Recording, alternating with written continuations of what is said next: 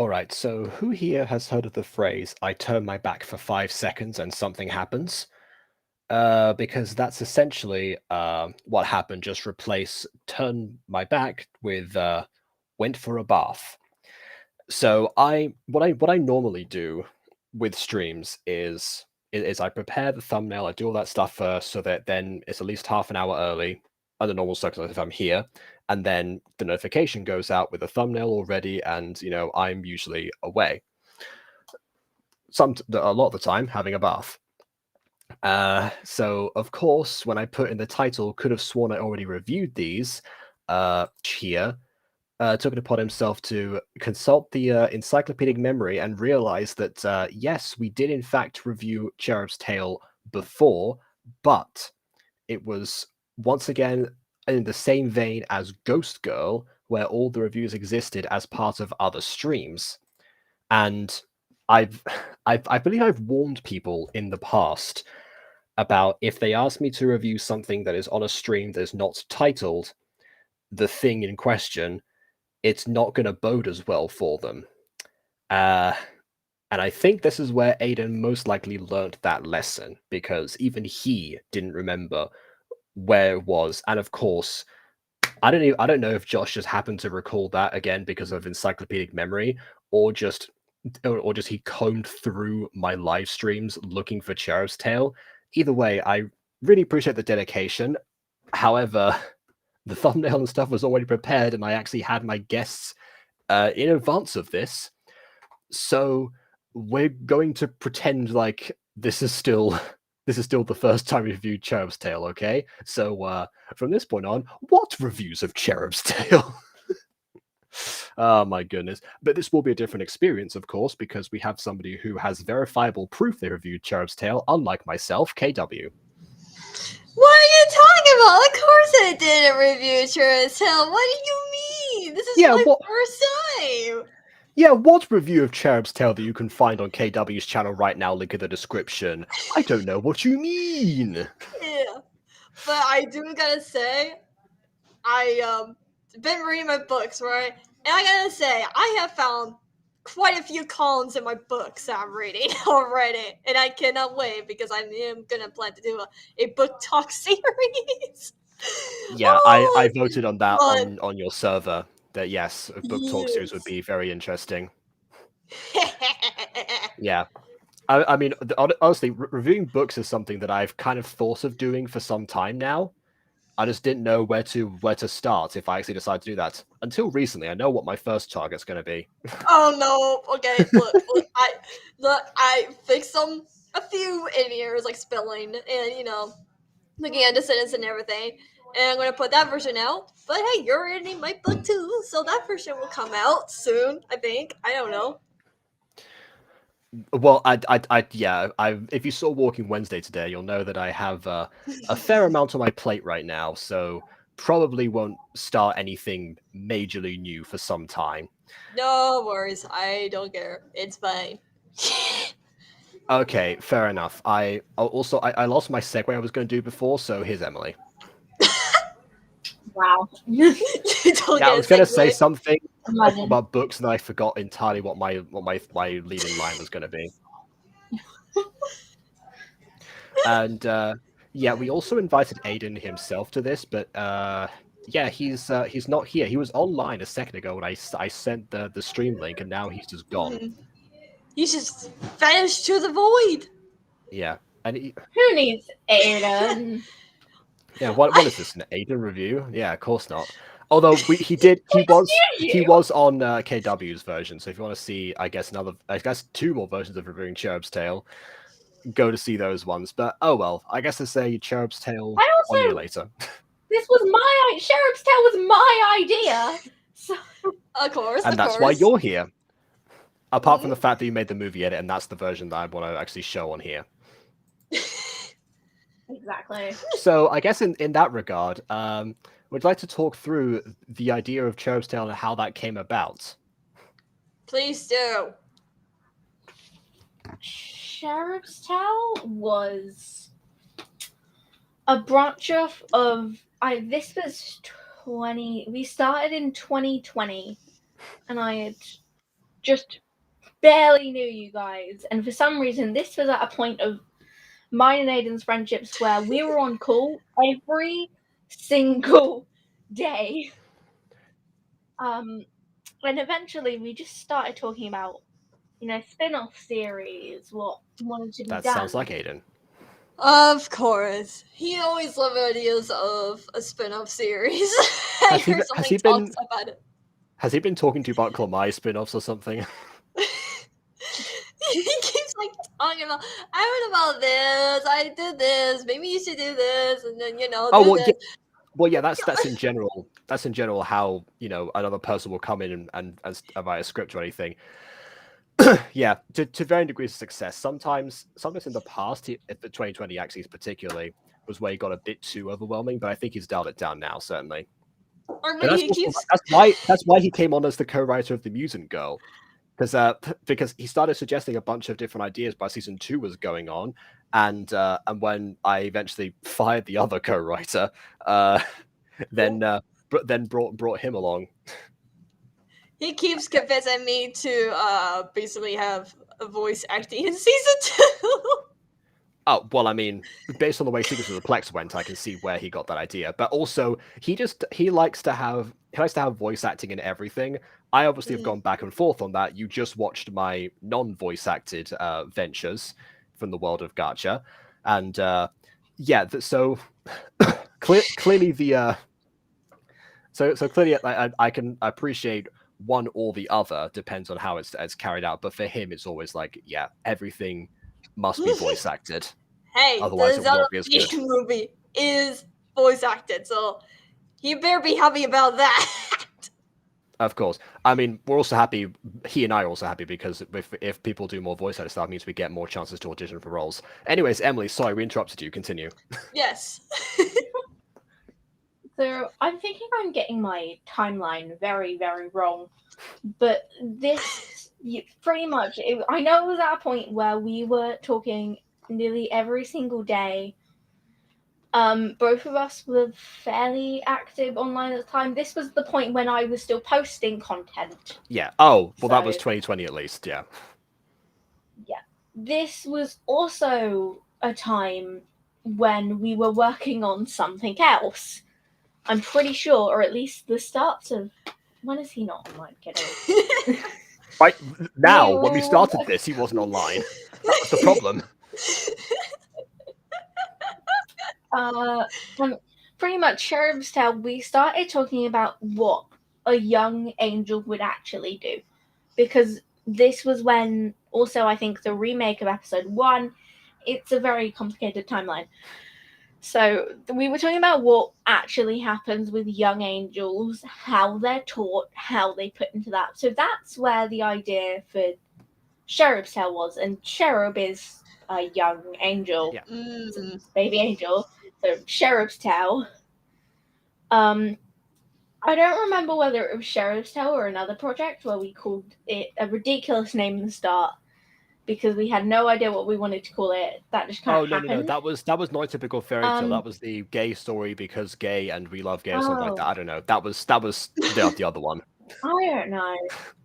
I do not remember. Okay, but that's at this point. Either way, that's already a lot of information, because actually I wasn't sure how to angle this, because watching it back on KW's stream, I kind of thought, okay, I forgot what the original vision of this was, because something didn't work so well with Cherub's Tale particularly, and I was trying to figure out like what the original vision actually was. So good that we have that in mind right now, because that will definitely affect how we proceed with this. Oh, also, one thing before we move on, Through Her Eyes, a spin-off idea, that was also Aidan's idea. However, the way that it was carried out and the stuff that happens with it was mostly me. So I'm still taking credit for the first tears shed from the pair of us in Gacha. Right. Okay, so I guess for the definitely not second time, without further ado, on with the review.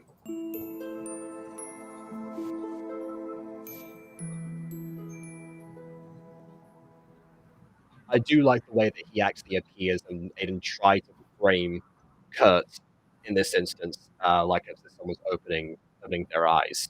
Yeah, that was really good. Who are you? Where am I?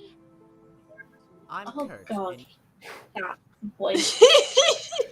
I mean, I was gonna say is that that's the one you did on your old channel, wasn't it? you are in the angel realm. No, wait, that's not that similar. Okay. Maybe. That's what you are. You have been chosen among all the souls in Asphodel to join our ranks and cause. Cause. Yes, to export souls to the underworld. Oh, like. I will say it is kind of a coincidence that it just happens to be Kurt who instructs Estella as well, because out of everyone, again, it says like all the souls. There's clearly other people who have been chosen. We've got into the fact that there are more archangels, but being an Aidan project, you've got to have those reoccurring characters and other appearances, despite the fact that it's a spin-off. Same people. When they died? Correct. Now, let's teach you how to use your newfound abilities. Abilities? I guess he already has a concept of mortals and how and what it means to actually die in the first place. That doesn't have to be taught to her, which I thought would be the first lesson of Cherub School. Right? I would just be like panic and everything, Yeah. like being like, what am I? What's going on? What happened to me? Who are you? What's going on? You know, have a panic, anxiety attack, and Yeah. crying like, I want my Apparently that mommy. was not on our ideas. Our ideas was it was just like giving more background information. That is the definition of Sheriff's Tale, background information. Yeah. So if we're in 2020 right now, Aidan said to me that his mission statement with season 1 of Fallen Angels was to establish as much lore as he possibly could about the angels, and then have the rest of the seasons be people either expanding on that or just having the characters breathe, and we have all the information there, which admittedly is kind of what every first season does anyway, but for him it was a particular focus, which is why you get some random scenes sometimes where they pick characters to have conversations about, oh, so what's the angel power set right now? Let's deviate from what we're doing right now to talk about this. We need to talk about Abraxas. Who's Abraxas? Well, Abraxas is blah blah blah blah blah blah blah blah. You know, that's why there are some of those in there. So if that was the mentality here, still going through establishing more lore from a different perspective, does put things into yeah. I mean, from what you've seen from like my side, the way I like to do things to it just is like gradually learning about the world and everything. I don't like it when you just like immediately knew about a bunch of things, because it doesn't give me that mystery vibe. I like mystery stuff. Now, it just depends how you do it well too, though. So like, it just really depends on what you're going for. That's just my personal preference.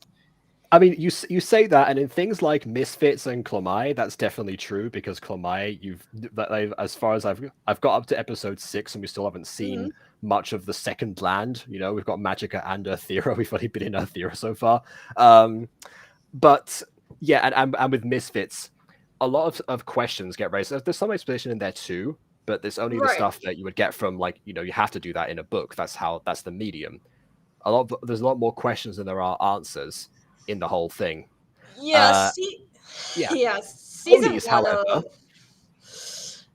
it's a different story, because the first scene is expositing about the world, and then we also get another recount from the ponies themselves reading the book in the same episode. Yeah, So look, I guess it we all depends know where you look. like, we all know ponies was bad, okay?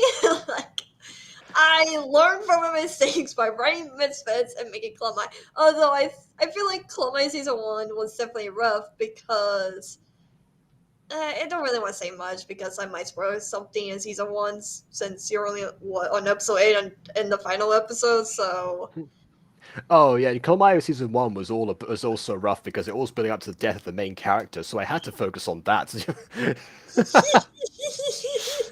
Oh my goodness. Okay, that's fine. I mean, and again, every season 1 of anything is its experimental season, because you're trying to see what actually works, and you don't have much of a thing to go on before. So you don't even have the audience to try and say, okay, this is working, this isn't. Or in the case of Aidan, because he planned so far ahead, normally the audience gets no input whatsoever anyway. Yeah, no, I like getting like advice and everything with like either with my books or shows or anything like that, really, because it helps me like, okay, so how do I improve on myself and make sure the stories are told the way I want it to be? And so it's always good to, you know. Of course, that is one of the mission statements of Gacha Review, even if certain recent individuals have deemed it otherwise. Anyways, Ghosty scored this video. Okay, I'm glad to hear it. And yes, how to fly is definitely the basics. Hold on. My own project is slow builds, like a cake in the Victorian era. Nice. Well, that probably means it's very bitter, I imagine. Anyway, so the Baby butter is probably better than yesterday's review. Yes. I'm so glad you bring up pacing, BB, because that's gonna be something I talk about a fair amount. Here, how about I fly you to school? I'm going to school. Okay. You just woke up a few seconds ago and achieved sentience. Let's put you in a red education system immediately. How is she flying? I'm sorry. Okay. No. Okay. I think what's happened here is that Kurt is supposed to be like flying her away, and because of the fact that this was around the time when Aidan was using like the repeated wings, like, and having the wing in general, it looks like she's flying even if the wings are like stationary. They're just kind of like floating there. Okay. Yeah. Of course, you could in fact say that teleporting her would have been way easier. I mean, I don't know why I would say that a teacher could teleport a student to the first day of class, but doesn't ring a bell for me at all in anything I've done. Are you sure? Wow, magic! First, I'll teach you all to fly up and stay in the air. And in typical fashion, we have 4 students in the class. How? Jump up and focus on moving your wings to stay in the air. Like this. Remember, you're creating wind resistance to counteract the force of gravity. So whatever you do, keep those wings moving while stationary. I think that was a me line, particularly because of how wordy it is, but also that is kind of my explanation there. I don't know if they have wind resistance in the underworld at all, but I'm just kind of assuming they do, basically. Yeah. Ability to both teleport and fly, because those two things don't always serve the same purpose. I mean, if you go with the logic of the show Supernatural, you could say that it looks like they're teleporting, but really they're just flying super fast. That's Minecraft Enderman logic. Well, they also said it in Supernatural, okay? Castiel said so, okay? I'm just saying. Okay. There's a lot of logical reasons of why they can both fly and teleport. I see. Well, I mean, I still think that particularly with angels, having the power of flight isn't just always about, getting from point A to point B. Mm-hmm. Particularly, again, as someone who's done some of the aerial combat scenes, it does serve an advantage to have to be able to take to the skies. Mm-hmm. But I do have to say, yeah, at least you have to live first. Yes, I mean, it doesn't matter how dead she is, you gotta learn to live. But I was just gonna say, this should have always been my column when I was watching season 1 of Falling Angels. But I'm going to say it now so that it's out of the way. I don't like how the wings are moving when they're on the ground. I would prefer them to be stationary, so that way you can know that they're not flying. Because when they are flying, the wings are not stationary, so it's really hard to tell if they're actually flying or not. Yes, technically they're on the ground, so technically they're not, flying. But yeah, both of us have definitely have stopped doing that, mostly because when not because of that reason, but also because when you're cutting between one sequence to another, it's not like with animation where where the you're doing the mouth and all the different parts that get stuff individually, because it's all pre-recorded. Sometimes you'll see like the wings just like chop back and fade to the start position and then go back down again and back down again. Yeah. Yeah, that was the same with hair. That's why we stopped doing that eventually. Also, you're saying they both make you move. What other purpose is there? That's like saying, why do we have cars if we also have legs? Or trains. Who wants Or to try planes. Or boats? Am I doing it? Yes, very good. So remember the Alphawatch Academy scene where I'm going to bring that up now because I'm so glad you've watched it. Someone actually seen it. Homie. So remember the scene where they all charge up the wear-light and Erica struggles at first, and I take it like a good solid like minute dedicated to her being able to actually harness magic for the first time, and where that I comes actually from. I actually enjoy that scene a lot. It makes it, I guess realistic if you're learning magic the first time, I guess. I don't know. But you know what I mean. Makes sense. Yeah, so I would have said the flight would be the exact same. So Estella is supposed to be a child prodigy, clearly, but the thing here is is that I think even for child prodigy, she progresses a little bit too quickly. It's kind of the same hypocritical from a Dragon Ball fan. I know that Goku learns techniques after seeing them once, but in his case, he still has a diminished form of them. And I think here could benefit with a little bit of like a pause, trying to like, jump a few times at least, and not have you nail it on the first go, and be like, oh, am I doing this? Am I acing it on my first attempt? But yeah. Yeah, this is something. Oh, go ahead, Emily. There was a reason, because we didn't actually talk about that.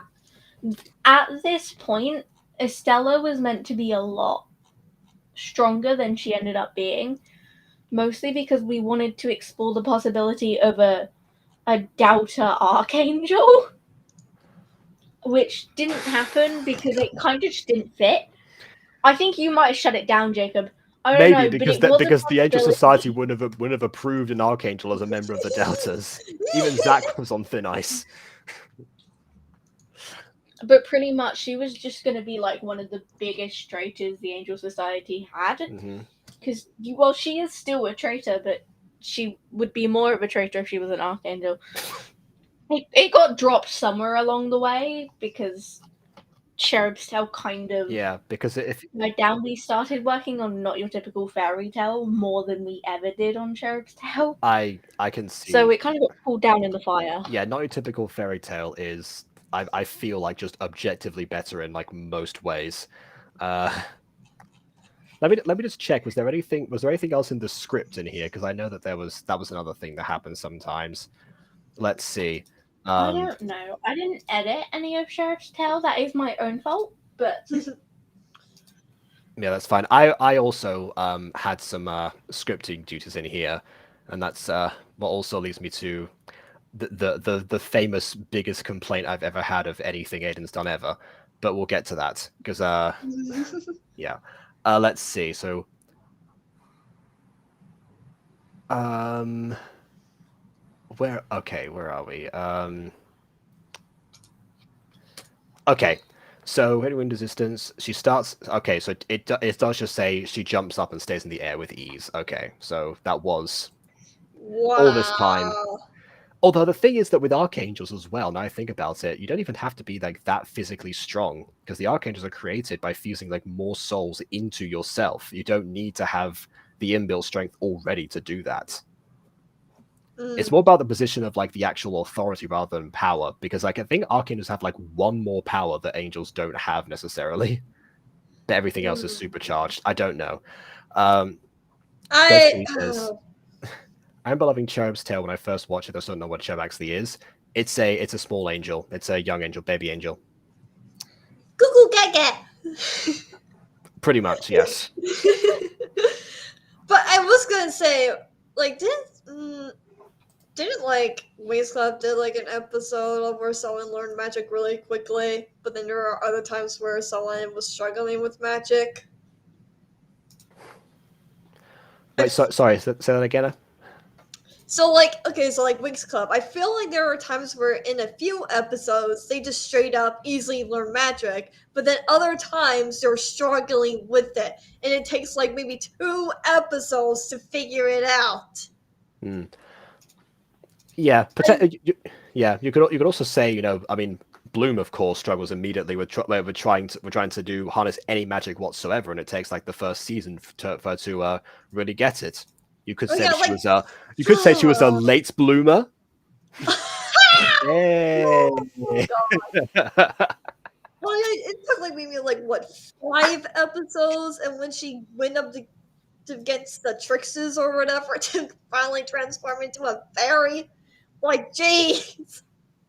Yeah, so maybe you don't have to take that long necessarily, but what I was saying here is that it does benefit from at least something else that isn't just like I mean, a bit more of a struggle, I think. Also, me, don't do what I did with Call My First Season. Don't take like 7 episodes long just to get to Magica. Yeah, again, there's a balance. There's an intermediate level for all of these things, definitely. Isn't Cherub what a Cupid usually represented as? Yeah, pretty much. Now we are going to Oh, okay, so, yeah, they're all fine anyway. test your abilities to fly. So follow me. Test your abilities when you just manage to stay in the air at the moment. I wish they were. I wish they were struggling a little bit to try and follow Kirk right there instead of just Yeah. standing still. Also, Kurt is definitely a very irresponsible teacher right here, because there is nothing underneath them right now. What happens if one of them gets tired or doesn't manage to do it properly? I know they can't. I know they can't die, but survival of the weak. What? I know that they can't die, but at the same time, there is still mental scarring in the Angel Society. What? Oh wait, it's Frostlight said something. Was it night before? Oh, I think that was. Oh yeah, that was a Starry Night, wasn't it? That was a Starry Night background. Aidan! Yep, you're right. That's Castiel's background. I'm still not sure why it was used there. Castiel himself is just, yeah. Thanks. Since you're performing so well, I have an idea. Since you're performing so well within the 10 seconds this class has lasted, you're going to immediately be promoted. Fast pace.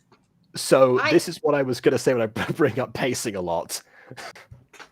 Again, you can have a child prodigy, but show a different passage of time than just, here's your first lesson. Wow, you're so good. Immediately saying to a first mission, even though you were born today. I feel like my episode 6 of Call My is a little bit better, but still bad. With pacing.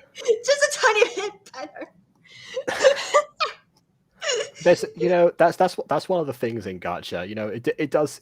It can keep you going. Just the noise that there's always something worse out there. There's always something better to aim for, and there's always something worse to avoid being. And Exactly. there you are. Yes, definitely. Yeah, exposed. Absolutely. Hashtag cut to 4K. Technically speaking, they're in the underworld, so they shouldn't really have a day-night cycle anyway, but that I can excuse because obviously we have limited backgrounds in Gacha, and Aidan at this point didn't know about custom backgrounds. I don't know if I did, actually. I don't know if my Endless Hope had come out yet. I mean, I didn't know about custom backgrounds either, so when... And here we go again.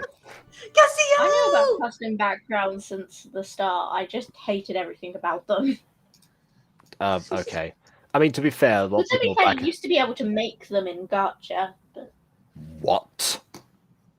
Yeah, you use the props. Oh, well, that's not the same thing. Yeah, but it is. When I say custom backgrounds... I made a whole security office with props once. I think I was doing great. Dang. Now you can also mess with the lighting, and there's the other things in Gacha Club. It's not that hard.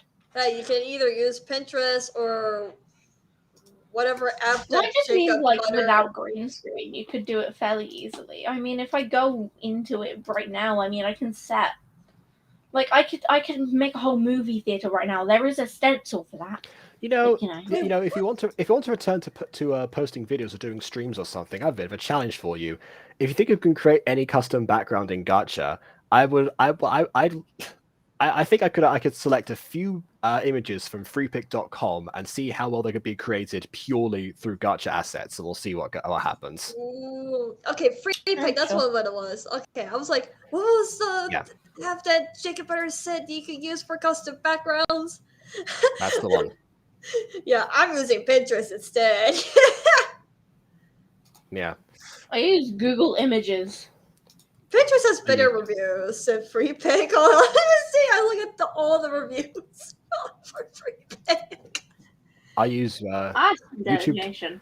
I use youtube.com/basicallyghosty. My Ghost Katie says, okay, if I ever become an angel, I am not letting Kurt be my teacher because he just took Estella, I think that's her name, to an area where she can easily fall way down. I'm afraid of heights. Exactly. Which would be an interesting fear for an angel to have as well. You know, a fear of heights. They do say that there's two natural fears that all humans have. Is fear of heights. I can't remember what the other one actually was. I mean, hey, I am afraid of driving cars and such, yet I love riding motorcycles. Interesting. I would argue motorcycles are more dangerous. So I would know. I know. Well, I see, they're more dangerous for the person involved, for the person riding them. They're probably less dangerous for everyone else concerned.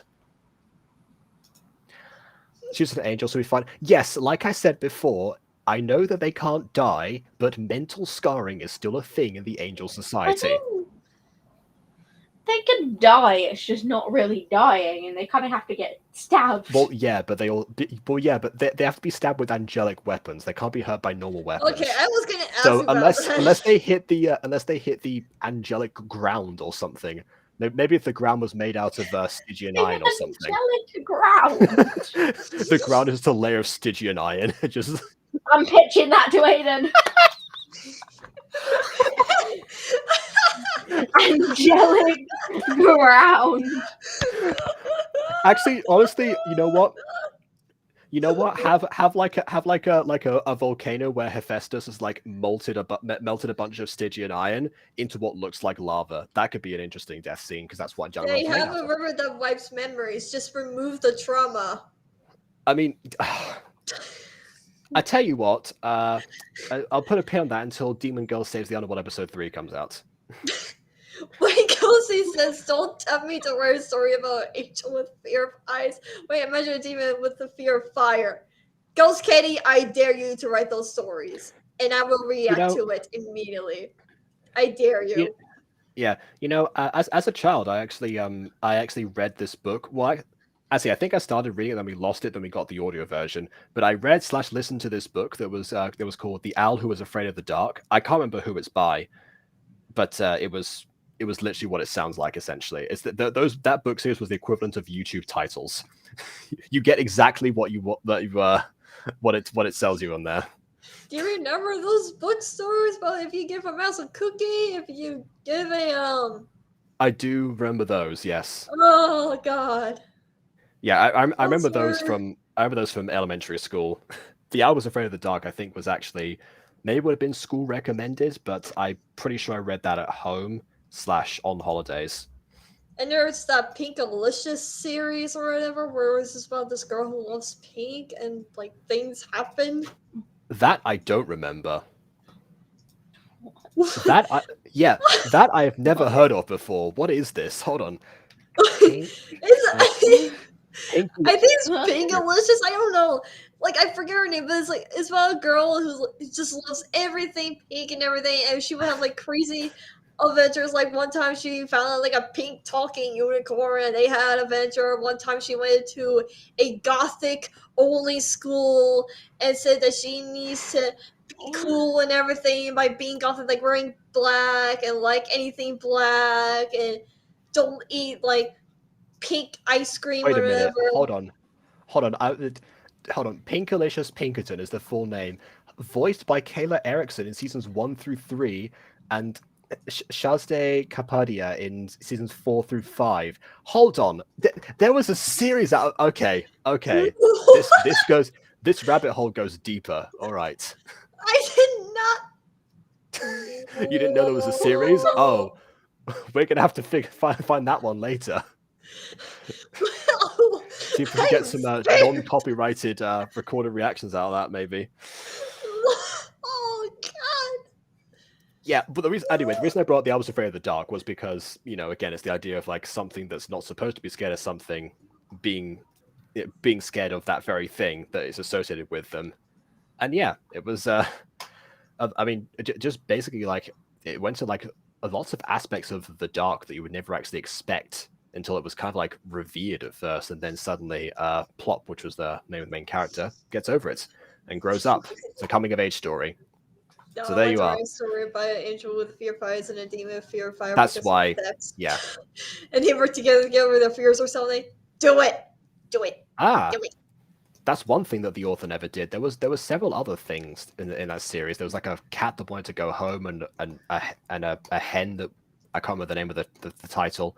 I don't know. Yeah, never did a team up. Never a crossover.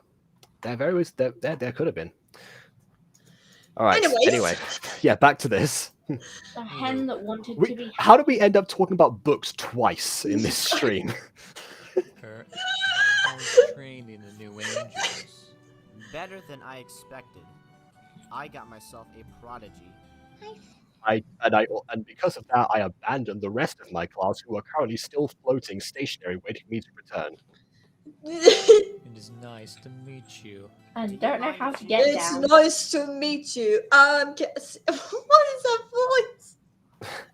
Hey, look, it's better than the first voice because I think it was Luca who voiced Castiel in his first appearance, and Luca at this point hadn't hit puberty, so Castiel just being an immortal creature, one of the most ancient angels, and just has had his voice break aged 4,000 or something. But yeah. Yeah, actually, that's great. This does happen every time that you're on a stream with us somehow. There you go. To get some field experience. Sure. Great. I'm going to teach that class some more. See ya. Please do. They need you. Come with me, Estella. Wait. Wait, she wasn't going anywhere. Yeah, there should be some motion where she's like about to fly off. Okay, like. I do love standing here and doing nothing. Wait, no. Why did I not know these cons? Maybe I was just too focused on my munchies and just like. Yeah, you gave this like a really positive review. I was probably most likely tired and just too focused on eating my chips while watching this. I do sometimes have the ability to just enlighten people as to the flaws that they might otherwise not have seen in something and ruining their exposure to it every other time. Music freaks, anyone? Before you go, can you take Estella with you? She's new around here, and I want her to get some experience. Here, have a child. You caught me just in time. Yeah. I wonder who's that voice. I was just handed this child, and then I also wanted you to. Now I want you to have the child.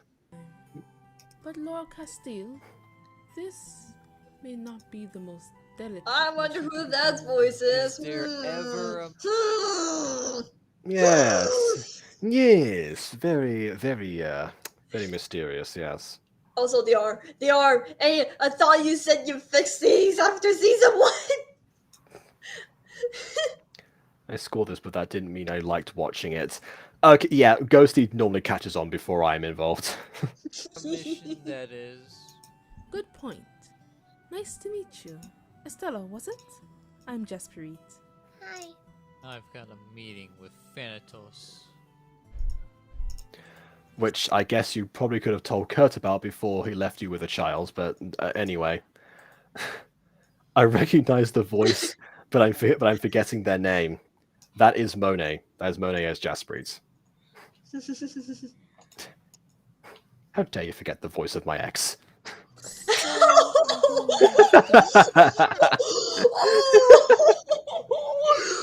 You did not just. Oh. For shame. Oh my word.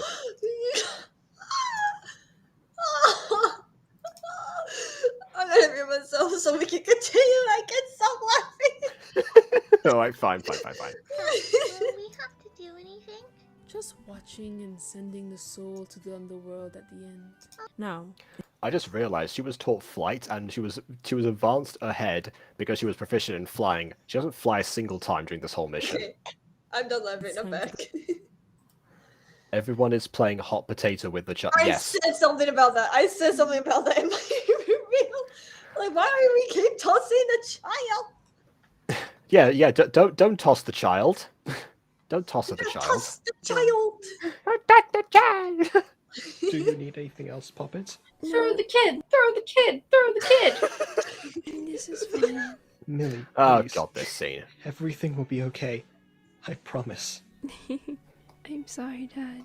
I love you. Please, Millie, you're all I have left. Yeah. Okay. So, I've gone back and forth on like how I ended up doing this, because obviously I whenever I record lines, I do like 3 different takes. Normally I go up in intensity. I'm fairly certain that I did some more intense lines than this, but maybe by the time that it was selected, I don't know, because I was also trying to make it seem like, you know, if he doesn't want to necessarily like get too intense, he's still trying to sound repressed.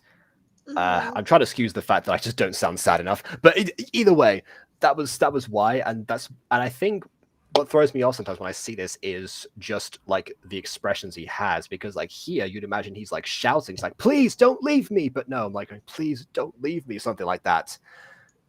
This is one thing that Aidan actually says. This is the reason why he doesn't like to just read the script and then put the and then have the lines and then not listen to the audio at the same time. He always records scenes listening to the audio at the same time.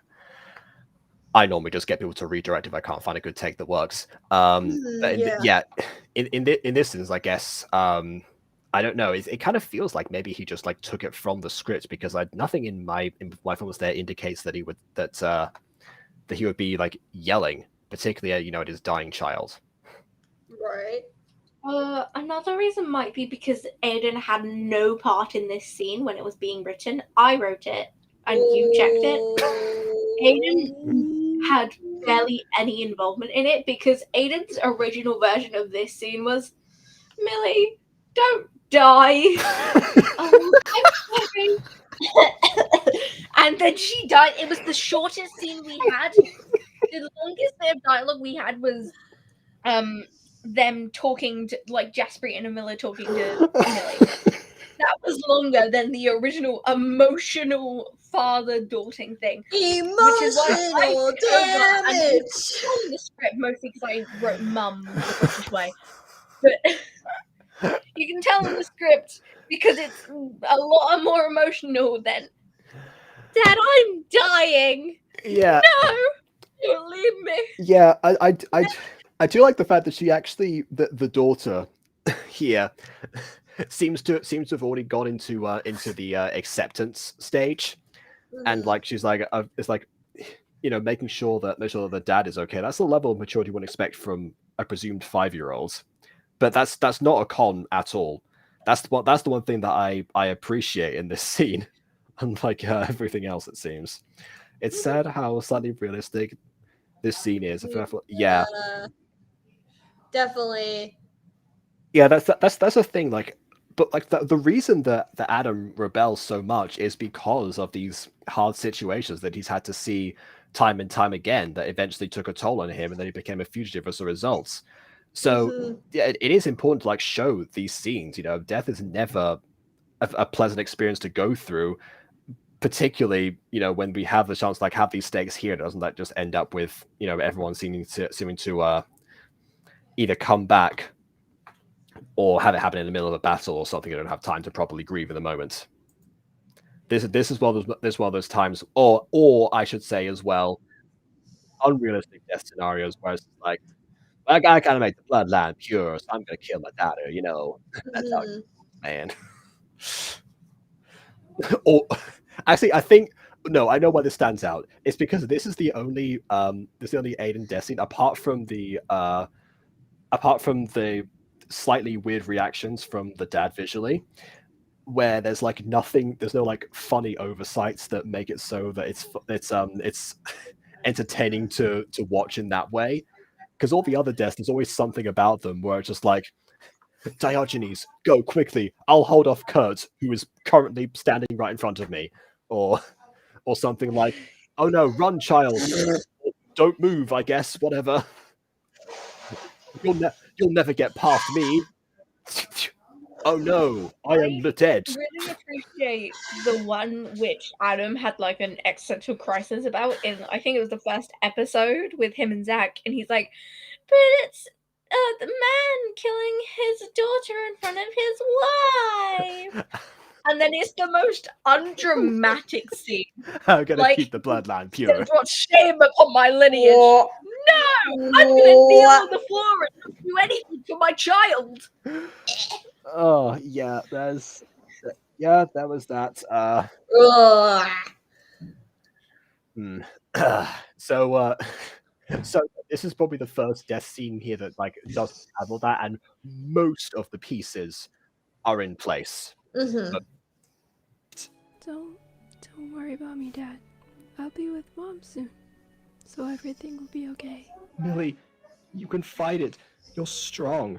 Everything hurts. I'm Like here. so tired. I just want it all to stop. I'll do whatever I can. Just don't leave me, Millie. Me and Mom will watch over you together now. So you have to be the strong one and never give up, okay? Everything will be okay. I promise. Ghostly's scoring here is great too. Oh, by the way, rip headphone users. Nope. She does not look dead.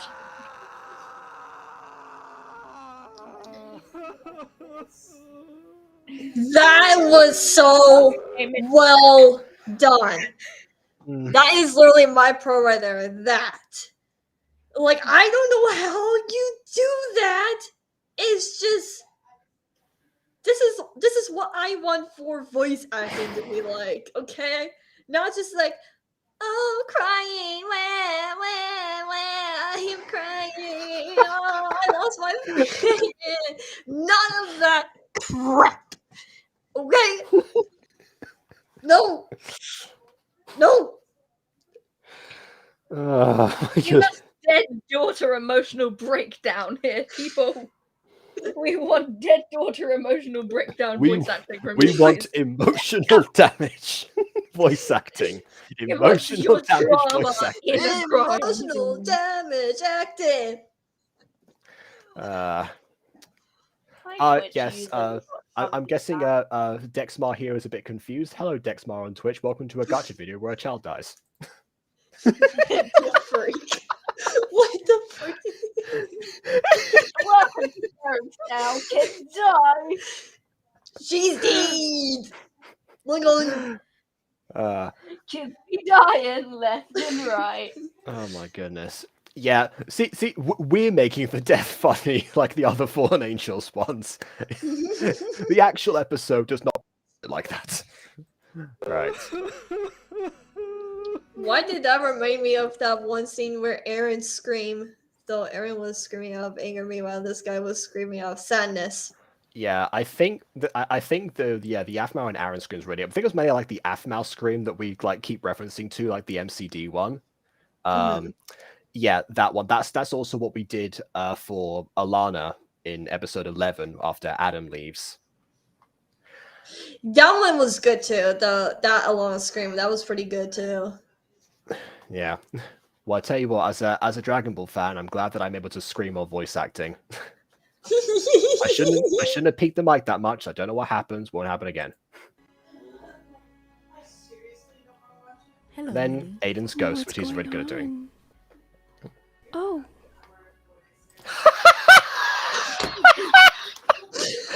So, you know what I just said? There's nothing funny about this. Yeah, forget I just said that. I forgot she going on said here? Oh, right. Where is the right, right, so panic? just watch me. Where is the Just watch panic? the live. Where's She knew she was dying. She should still Oh, feel okay. panicky. She Yeah. should feel panicky because she might think that she's going to the She was bad very place. aware she was dying. Like she pretty much gave up.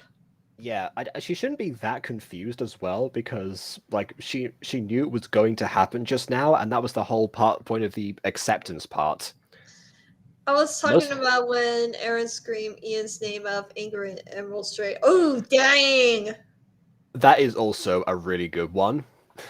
And yeah, if I ever do have to do a scream out of rage, that will probably be the one that I base it on. I had to do a scream of torture as Zack at one point, but that did not make the final cut. Oof. Yeah, screaming as Zack was more difficult, definitely. do we have to go?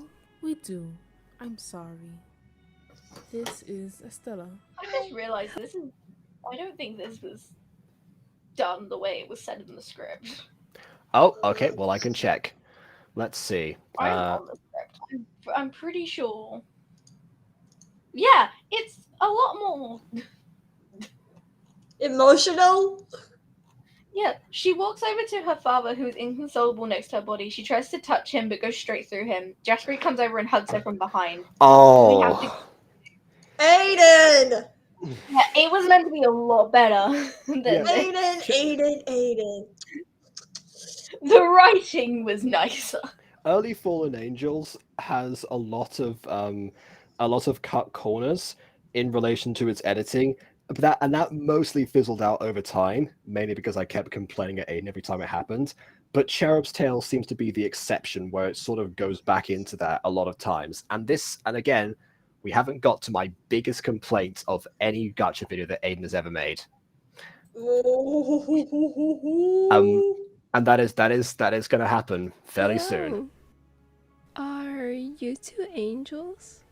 Am I going to be one too? I know, she turned to Morning Dad. It's like she temporarily forgot what happened, and then she was like, "Oh, that's right. My dad just watched life being snuffed out of my eyes. Yes, of course. Yeah, I don't. Yeah, sad. I know. We don't know what you'll be yet. Let's find out, okay? I do like that line particularly because it does show that not everyone just becomes an angel. Like, not every soul in this series ends up, returning to be a part of the plot. Okay. Okay, let's go back to the script for a second. Let's see. Oh my goodness. Okay. All right. There is a part of this where it says this would be a good chance to show Sisyphus pushing his boat, if you want no reference to him, because Aidan has been obsessed with referencing Sisyphus ever since Mutant Girl episode 5 during the school presentation. Oh no. Yeah, that's this guy. That's the same guy that they were talking about. I was trying to figure out why he's in this mini movie because we never see him again. Yeah, this could have done with a few more establishing shots of the underworld first, so you kind of get the idea. Unless you know who Sisyphus is, / have watched The Mutant Girl, you're not going to get that.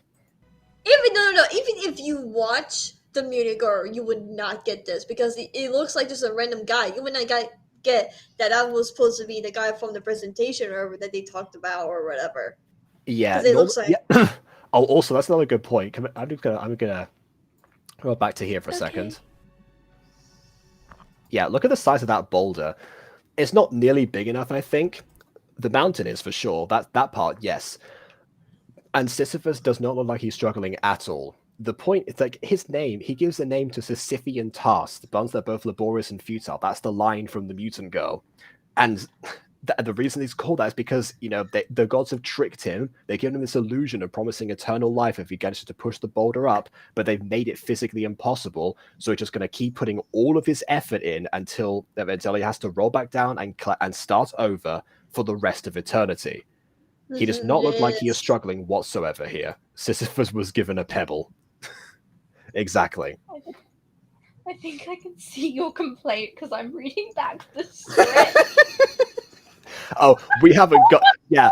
Oh, yeah. We're gonna cover that in a second. Yeah. All right. Yeah. Sisyphus was given a pebble. Yes. Mhm. Admittedly, Aidan doesn't like that one being brought up too much. But again, we're going over this review again, so I have to address it. I can't do a Cherub's Tale video and not mention that scene. So, Estella, that is what we do as angels. Sorry that was the first mission you had to see. It was probably one of the hardest ones to witness as a first.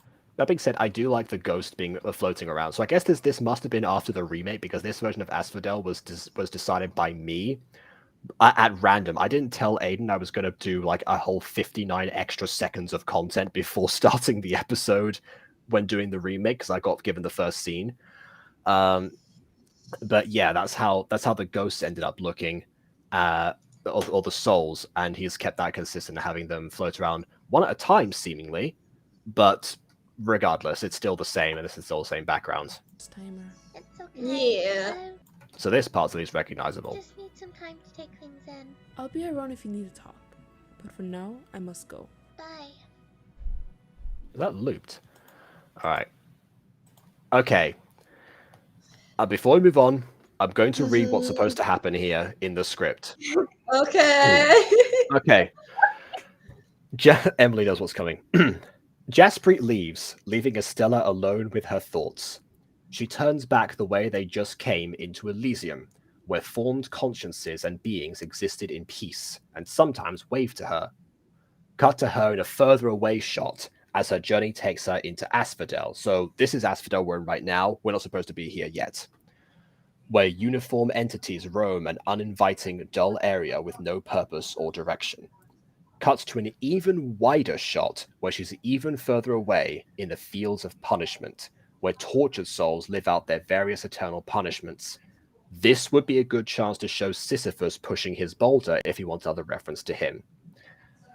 Finally, cut to a closer full-body shot as she reaches the mouth of Tartarus. The music, hitherto sad and reflective, becomes a much more ominous rush as the screams and wails in the mouth itself start to overwhelm Estella and seem to almost be murmuring her name. Mouth of Tartarus. Estella, Estella, Estella. And then Kurt, Estella!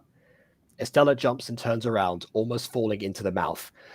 Kurt catches her and pulls her away. Kurt, I think you've learned enough for the time being. Let's get you somewhere a bit safer, almost vulnerable, and with more hope. He walks her away in a wide shot as the mouth screams and murmurs keep fading away until they teleport away in one final flash, which leads straight into the outro. This is a movie edit, so we're not going to get that part. But hey, do you want to see that? Do you want to see the Aidan version of that? Mm-hmm. Mm-hmm. Estella! I think you've learned enough for the time being. Let's get you somewhere a little bit safer, and with more hope. I hate that scene. And like, I know why you didn't pick up this, because obviously you don't have the context of what it could have been. This is essentially the equivalent of everything else being Teen Titans. This is Teen Titans Go. It robs you of the potential of something else far greater. No, I hate Teen Titans Go with a passion. With a passion. I hate it so much of Teen Titans Go. So, like, I can see why you would say this scene is like a Teen Titans Go episode, because oh my god, I can look like I have bad timings with pacing too. You saw the episode that we watched yesterday. That pacing was, not gonna lie, pretty bad. But I tried. I don't try to cut corners. I just trying to find good pacing. This wasn't good pacing because he decided to cut corners.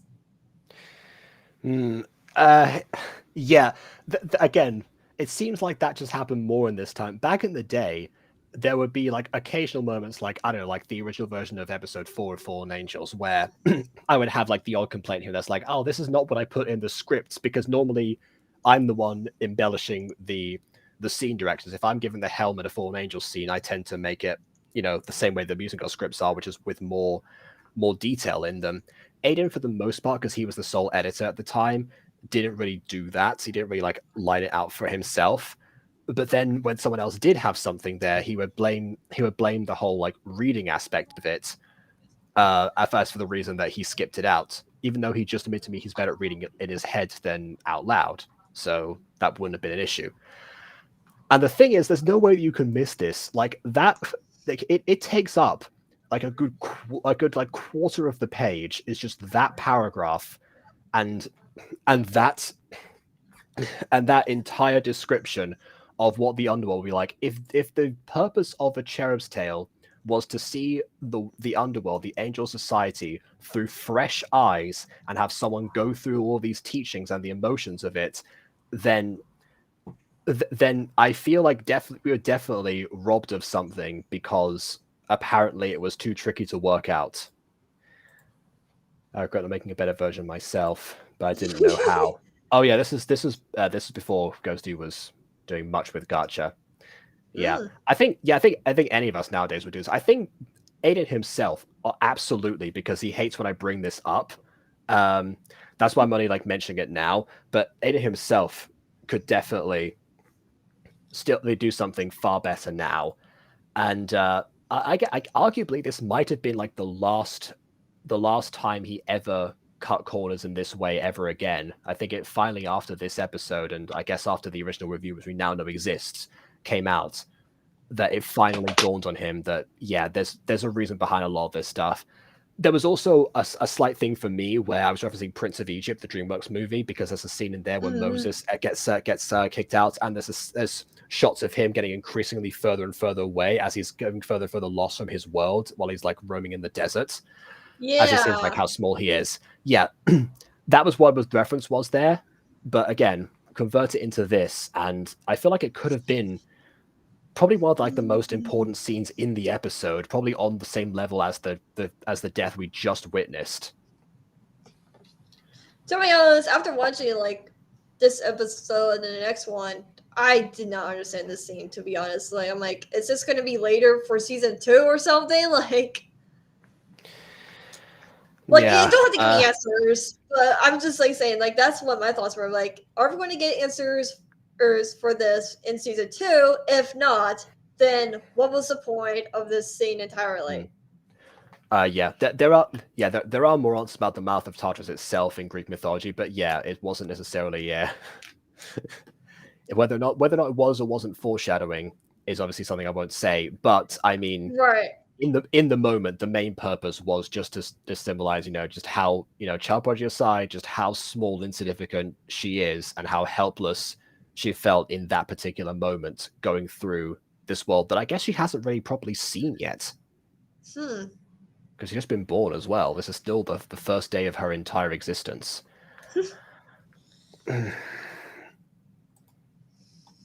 It's entirely its own fault missing these things if the reasoning is too much reading. And yeah, I guess the silver lining, of course, is that nothing on this level has ever happened ever again. And the mouth of Tartarus, the slowly hand just creeps out. Yeah. I managed. You're back. That was quick. Well, I am a great archangel after all. Yeah, you're a horrible teacher, but you're a great archangel. Anyways, I can't believe that Helen Mort. Knowing her, she's... And this is how you know that it's, the current time and where the spin-off connects with the Fallen Angels main plot. Supposed to be there to kill Adam and the girl. Really? Yeah. We just want to see her to get the book back that she stole from See what it means? Estella is flying behind them while they're on the ground. Yet their wings are flapping, flap, flap, flap. Aidan! Yeah. Are you saying, are they also flying on the ground too? Yeah, this Yeah, well, I mean, honestly, yeah, the main complaint here, of course, is the fact that Estella is just, hovering there. And it's not like she's, there in waiting or something. She is actually supposed to be hiding at the moment. But she's hiding about as well as the Lily Trescott character does. Which is not a good sign. I thought she was just like, oh, they're busy talking. I'll just, wait here, I guess, and let them do their thing. I'll just be here. Yeah. I'll just be here. I guess. Yeah, I guess. Oh my god, the cringiest line ever in the Pona series in history. I was going to say, because the hand was not mentioned in the script at all, so the hand was put as a meme. See, that could have been foreshadowing there. Except for we had zero plans about that. I do love how, like, the edits of the scene that just end up becoming a meme, as well as a shadow of its former self. Alright. But yeah, actually another thing about this is that a lot of the time, whenever angels are talking, and they're, like, in the angel realm, if I'm in charge of a scene with those, I tend to like have them just hovering anyway, because I feel like their natural state a lot of the time is to fly. Not they usually, and not Yeah, just be on the ground. But it depends, I guess. I guess I don't think they get tired. Aidan's kind of Wait, kind of but been then vague no. about. Aidan's kind of been vague about how their reserves get drained or anything, and how quickly their energy replicates itself. They don't eat or sleep or anything like that. So like. Yeah, they're sustained by like, the power of like, their actual souls, and that gives them energy. Which you got to wonder, like, I do wonder what the limits are to those sometimes. I'm sure that Aidan has an answer because, as he said in Alpha Academy on your stream, he's very interested with magic systems, so I'm sure there's something involved with that. Where is Aidan? He should have been here like hours ago. I don't know. Like, he's idle now on Discord. I have no idea. Is he actually work? I have no. He said free today. Yeah, exactly. That's why I planned this for today, so that he could be here. Did he get called for work? Is that what happened? I don't know. Right. Come on, Zach. You know. I do love the fact that, Zach was in this and I had 0 lines as him. No, it's not polite. I'm not complaining, by the way. It's just find it funny. To eavesdrop. Yeah, it's not polite to eavesdrop. Also, you're terrible at it. You absolutely suck at eavesdropping. Okay, also, I do actually have a headcanon now with like the hair waving and the wings waving.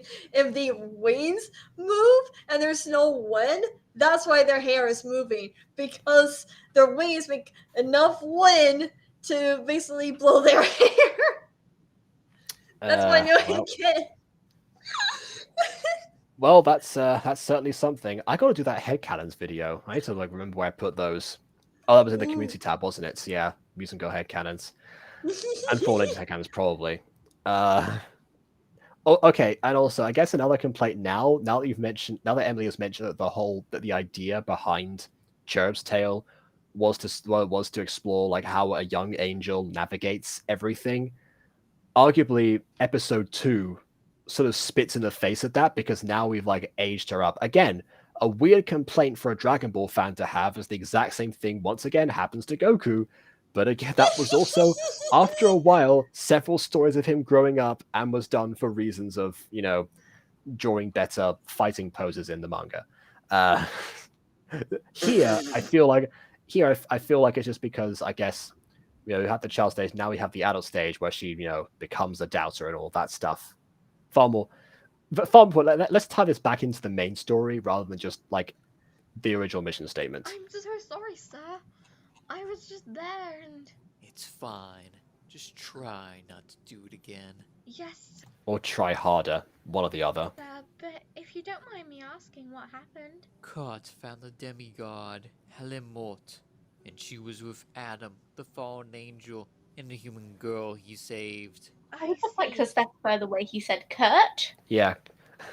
Yeah, I think also he pronounced Hecate as Hayek. Which, I mean, Hecate or Hecate, I can see either one, but Hayek? That's about as bad as Ambidextrous, the villain. Business. I also wonder about some of like the deliveries in here. Like, I don't know what he's trying to do necessarily, but in fact, it sort of feels like a parody voice sometimes. And they've got the human girl that he saved. To attend to now. See you around, Castiel.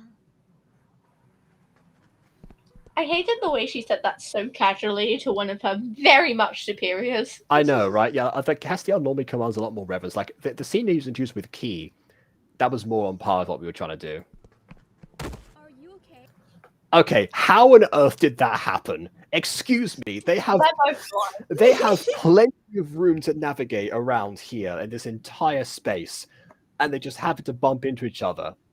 Like, my goodness. Estella's meant to be a lot more emotional. She's meant to have like her eyes closed, like miserable. Wait, she's supposed to be like lost in thoughts or something? Well, she's meant to feel guilty because she's just gotten caught eavesdropping on a conversation she definitely was not meant to hear. She's meant to be down-faced with embarrassment. I don't know what happened. Okay, so it makes sense why she wouldn't be looking in the original version. But honestly, like bumping into Sonya like this, like the fact that Sonya just like just swoops down from like, I don't know, like a bird trying to snatch up a mouse. Sonya's running away from Key right now, so it doesn't look like that. It looks like that in about 2 seconds, but she's running away, and Estella's meant to be miserable. All right. Oh wait, you didn't. Oh, you didn't know the whole was supposed to be. Oh, did Aidan not give you the script when? Okay, never mind. Oh my, Aidan! You know, wait. Actually, no. That's probably why. If you didn't see the script, then you wouldn't have known that something else was there. So there you go. That your conscience can be cleared. Sorry, miss. Oh, it's fine, cutie. Oh, it's fine, cutie. Let me just stay and flirt a little bit. What was I doing right now? Oh, right, I'm on the run. Bye. Oh yeah, kind of escaping. Oh well. Cute girl. Hey, I forgot what I was doing. I forgot how to act. I forgot what I was doing here. Sonya! Oh, right, that's what I was doing. Gotta go. Sorry if that was cringe. I thought it was cute. Yeah. Would you like... To anyone wondering if the angels do evolve with the times, that we have the word cringe in here, so their language does evolve. Wow. in the human realm in 3 hours? Sure. See you around. I'm sorry, you meet me in the human realm in 3 hours. Like, what? What part? Relationship is there. I mean, okay, it's aided by the fact that angels can track each other, but I feel like you kind of have to put effort into that, and I feel like I don't think they got a grasp on each other's like essences in this short amount of time. So like meet me in the human realm. Okay. Oh my goodness. Hey, Emily, would you like to meet up in England at some point? Oh, of course. Let's meet up in England in what, an hour? Yeah. Of course, yeah. I'll see you there. All right. See you in England. Have you seen an angel with blonde hair with Yes, and so did you, because she just teleported right in front of your eyes. white highlights? She's wait, what's is it nearsighted? She's nearsighted.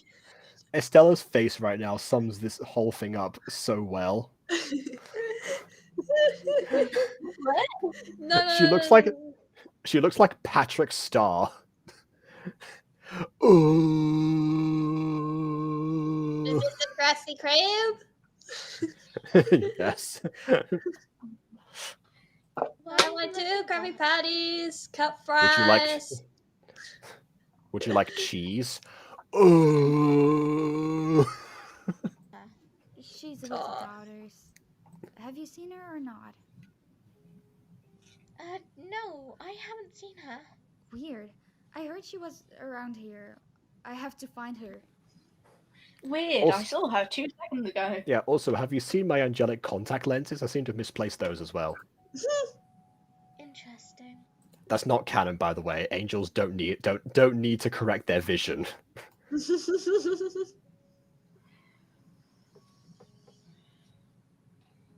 The way that Cherub looks in that font is not Let's see. Wait, hang on. I heard she was around here. I have to find her. What, are you just chasing her as well?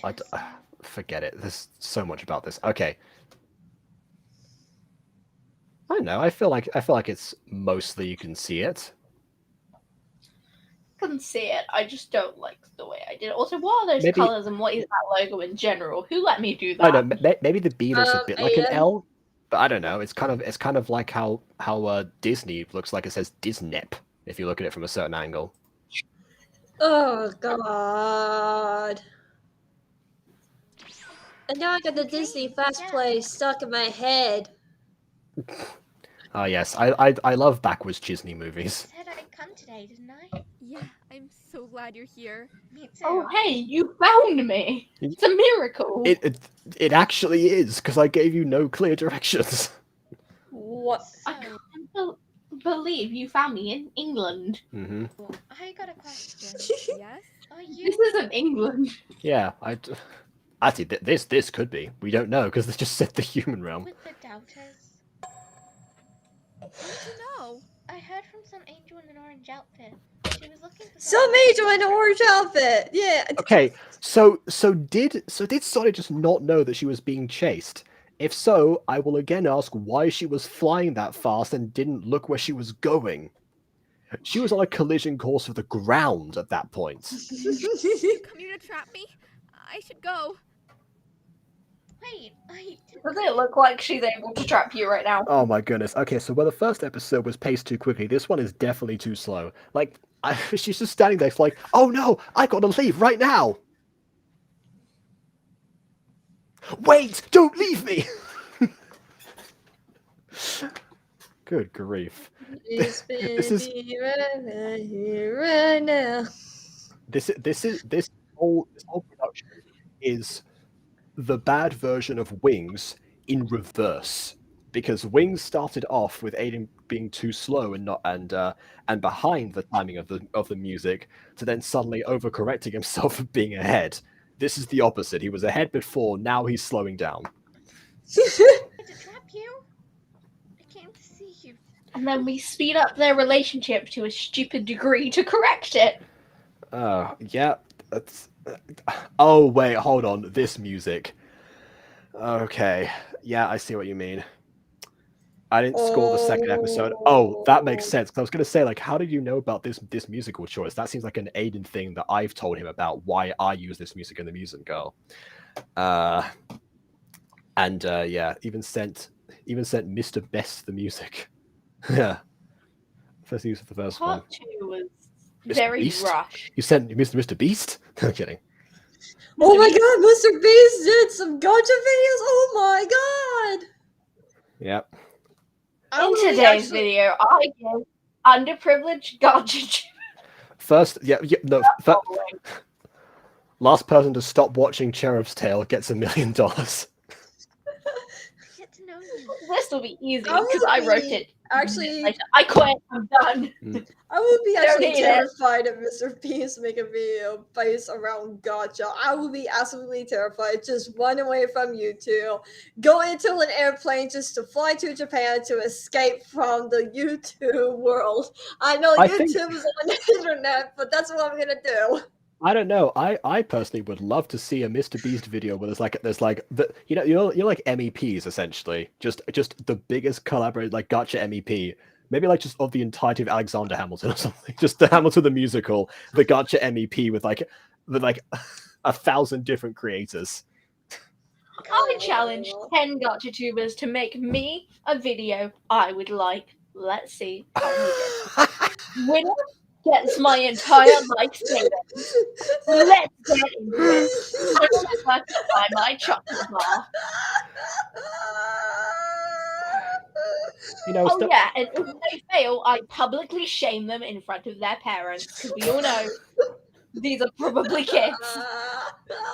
my goodness, that's like Mr. Beast if he's like gone over the edge or something. You. When you said to come. Oh yeah, okay. Again, it was already bad enough that she was going through all this stuff when she was like born mere hours ago. Now we're going through the relationship and be like, oh hey, meet me in the human realm. All right, sure. What do you want to talk about? I don't know. Oh, good, because I like you. You're hot. I know we met 10 seconds ago. Sorry, 4 hours ago for a second, and we have now spoken for 2 minutes. But I don't know what's worse. Pierce asking Anna if she has feelings for someone because he doesn't know the good timing to do that or this. I'm gonna say the Piers asking Anna thing purely because at that moment Anna's sister had been kidnapped and there was way worse things to worry about. Here they don't have anything else to really do. But I guess actually wait, in some aspects Pierce's motivation is better because he's been around Anna for longer than, I don't know, a couple of minutes. Come meet me here. A few days because he went on the last week of school and met her. Okay. This was the point of Cherub's Tale where I think we got sick of it because we started working on other projects which we liked a lot better than Cherub's Tale. So Cherub's Tale got shoved to the back, and then while working on Not Your Typical Fairy Tale, we were like, oh yeah, our other lesbian thing. Which means part 2 was both rushed. Like, we thought about it, but part 2 was very rushed. Estella's present was very badly thought out. We did not know how to do relationships. I was not educated on relationships, and Aidan was a gay man who I don't even know. Who was also not educated. Did you have a on girlfriend at the time? relationships. I thought you had a girlfriend at the time. This just became. This was during. This might have been the time where no, it wasn't. Oh, okay. This was. Actually, no. It was part of the time when I'd gone a girlfriend for a week and then broke her heart on a school trip. Yeah, well, you're right then. You have no idea about relationships, clearly. We don't talk about my relationship one time where someone decided to raid my base because I dumped them. Oh, I mean, that's funny though. That's entertaining relationship drama. Honestly, that's kind of like that one. It's like that one song that like someone like crashing someone's car into a bridge. I don't care. That one. It's just the Minecraft equivalent. We only had 3 online anime days where we just watch anime together, play Minecraft, and then I decided to dump him because he was a very bad person, let's just say. And he decided to make my friends raid my Minecraft base. Because he was we used to enjoy watching anime, then you were gone. I took my friends to your house, I watched I Let It Burn. I swear, if someone made my relationship into that parody of a song, I will give you anything. I will make a cringy video just for you because you made a parody of it. Yay. You do the music video. Perfect. That's... I'll do the designs. Mm-hmm. Get you hooked up. Yeah. But I will say though, if you sent Mr. Best the music used for this one, there's a reason he used this track particularly. You could run close. I know you have different beliefs, and honestly, I don't really know what to believe at the moment. But what I know is that I want to be around you. I want to too. I've known you. Yeah, and that's it. I'm down bad. Sonia. I like you too. Okay. Hey, at least he don't have a kidnapping sibling. Right. So the reason that Aidan chose that track, some people who have been Mutant Girl fans for some time will recognize that piece of music. I can't remember what it's called exactly, but it is the music that I've used for all 3 kiss scenes in the series. Why didn't I should know better because I watched Mutant Girl, but yet I watched like Mutant Girl like months ago, so like. Hey, if you're starting to fit, hey, if you're starting to vet the finer details, probably means you can react to them. Just saying.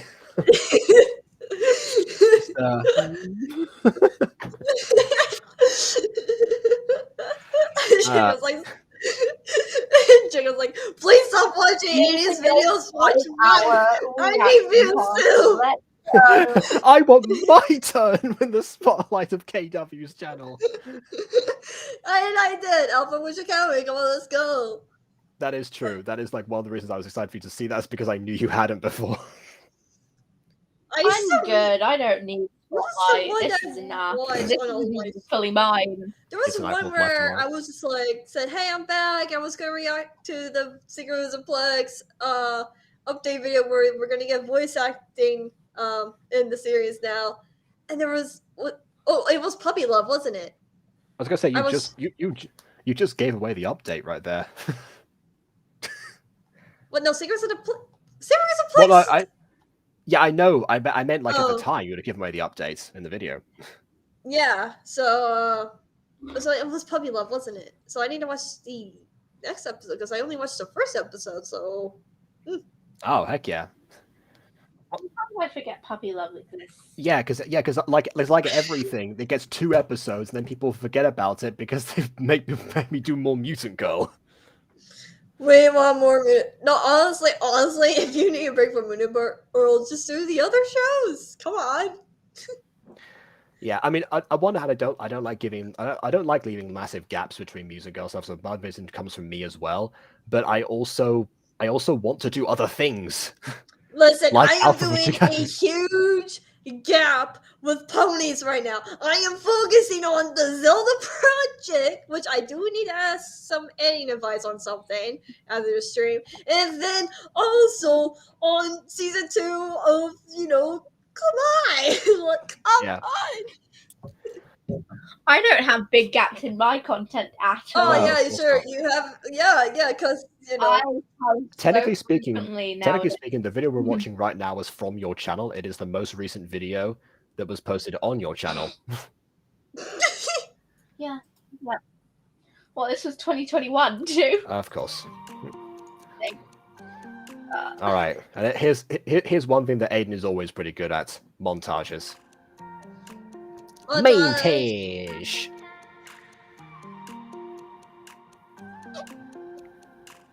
These were meant to be art pieces, except I was extremely inactive, which is why none of this is edited by me or anything is done by me.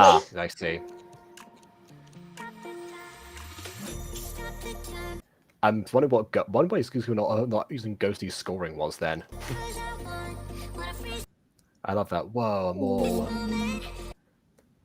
Okay, here's another thing I got asked. So she doesn't see a mall before. That's probably because she's in the human realm right now. And if that's the case, like hide your wings. Not a good idea. All it says in scene 3 description is see a montage of them hanging out for a while. That's what Aidan's stage directions look like. So I'm just going to assume, because nothing tells me otherwise, that mall is in the mortal world, should have been more populated, and they should not have had their wings out. Because also, like, why do angels buy cosmetic? Whatever. Oh, you know what? I would love that, because I'm sure I can find some uses for them. Maybe now for Witch Academy.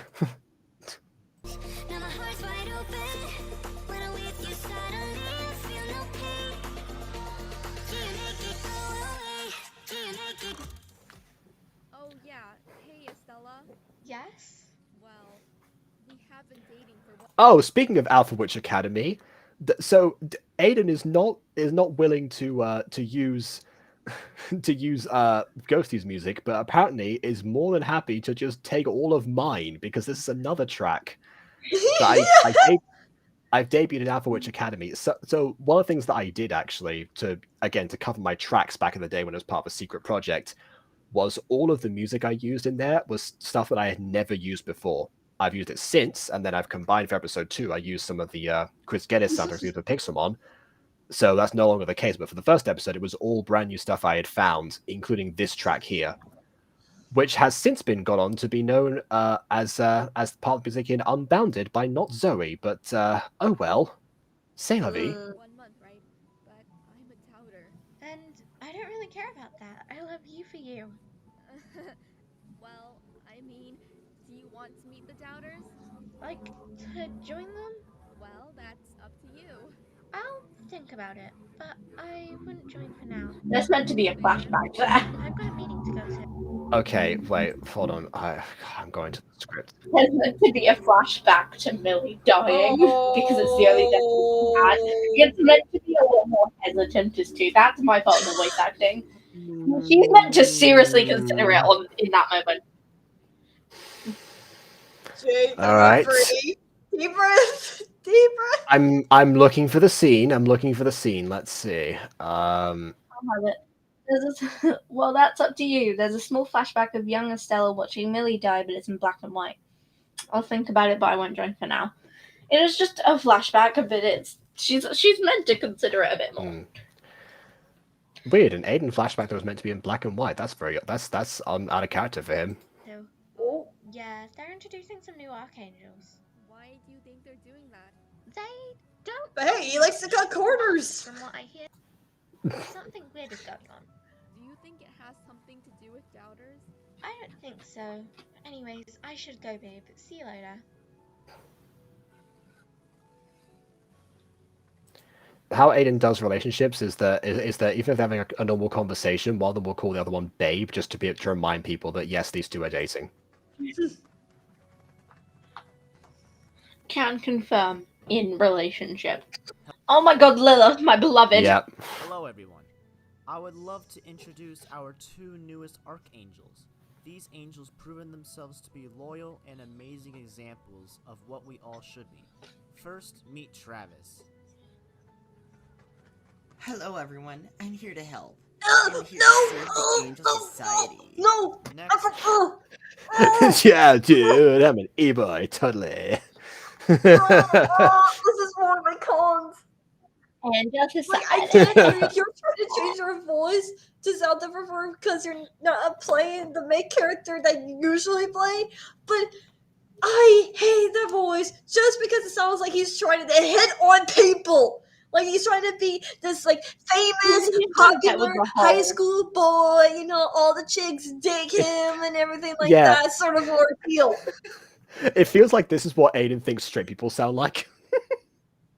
Exactly, Bring on the ladies, man. Where the ladies at? Yeah, he sounds like a kid. He sounds like a kid. I'm going through puberty. Meet Jaspery. This is a great honor for me. Thank you. Okay, yay, Jaspery, one Biatino.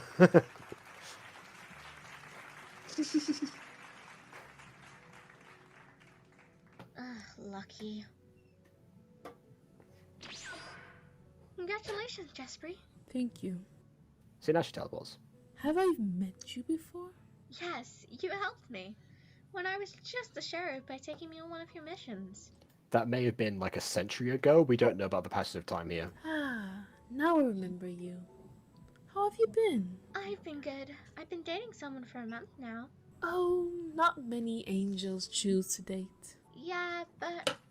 What a very natural line to say to another angel that is in no way a benefit for the audience. She's nice, and I really like her. Good luck with that. So, I got a question. What makes you believe in the Angel Society so strongly? Well, it's the only right way of life. I still don't get how anyone can doubt the way things are. Oh.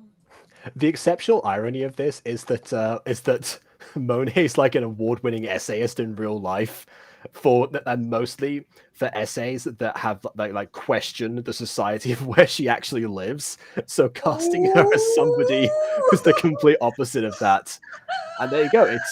It works. It works. There is no room. I can see why KW likes behind-the-scenes information now. I'll tell you another thing. Normally, apparently in real life, when she does theater, she normally gets typecast as mother characters. So we unfortunately did not know that when we cast her as Jill. So we unfortunately played into that for a minute. But here you go. he would play it against the grain, against what you would expect. For doubt. Wow. You know. Oh, yeah. I should go now. See you around.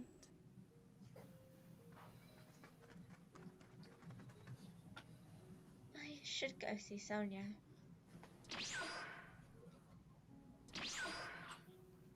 Guess who? Hey, babe. Yeah, guess who? A person who probably can't hug you that well with wings in the way. Hey, so you know how you mentioned seeing the Doubters? Actually, that's one good point. I just realized something.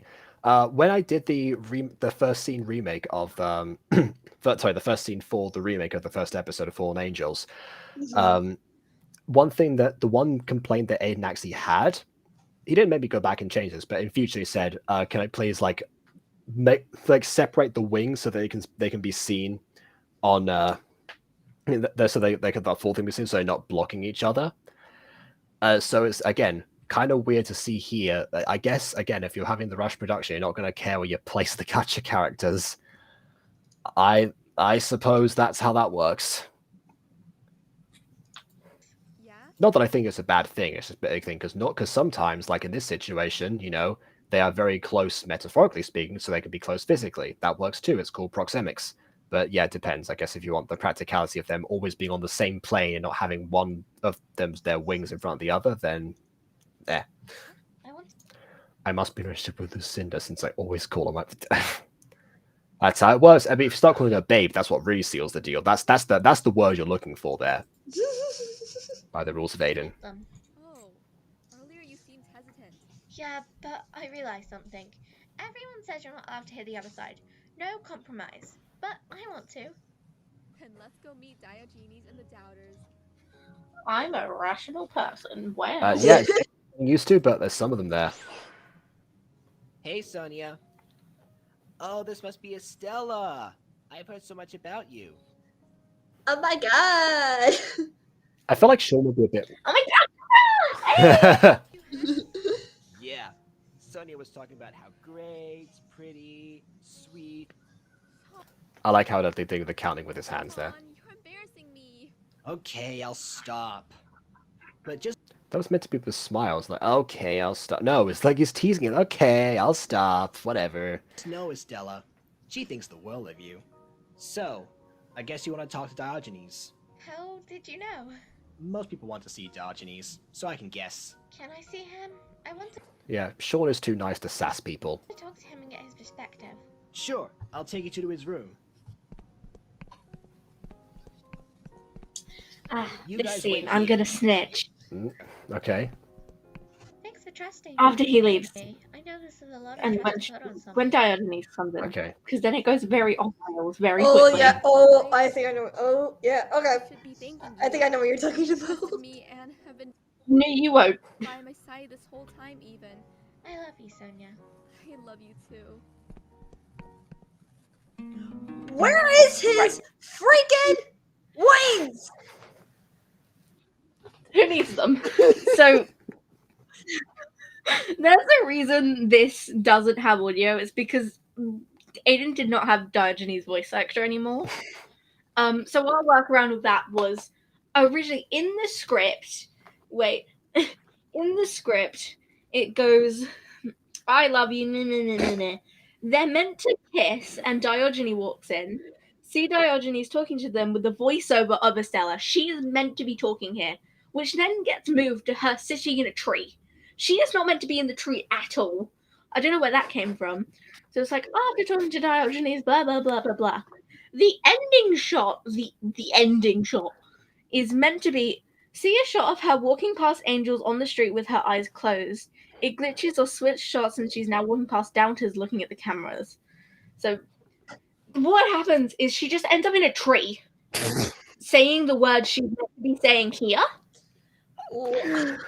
which just makes this scene very dull and the tree scene make no Well, sense. let's see how it Told goes. me, like, if you don't have a voice actor anymore, just find a new one and replace them. He told me to do that for next time. And he That was didn't the do reason this. for that, because this was just after episode 10 of season 1. I think this came out during the remake time. Diogenes' voice actor, who I think was G-Man, had already recorded those lines. So in every other instance when this was set, it would have been G-Man. Aidan didn't want to switch the voice actor at this time because it would have seemed really weird. Except it just ended up backfiring with the way it was edited anyway. Like, I get that, but here's the thing. Sometimes you just need to do what you need to do, for heaven's sakes. Like, you just...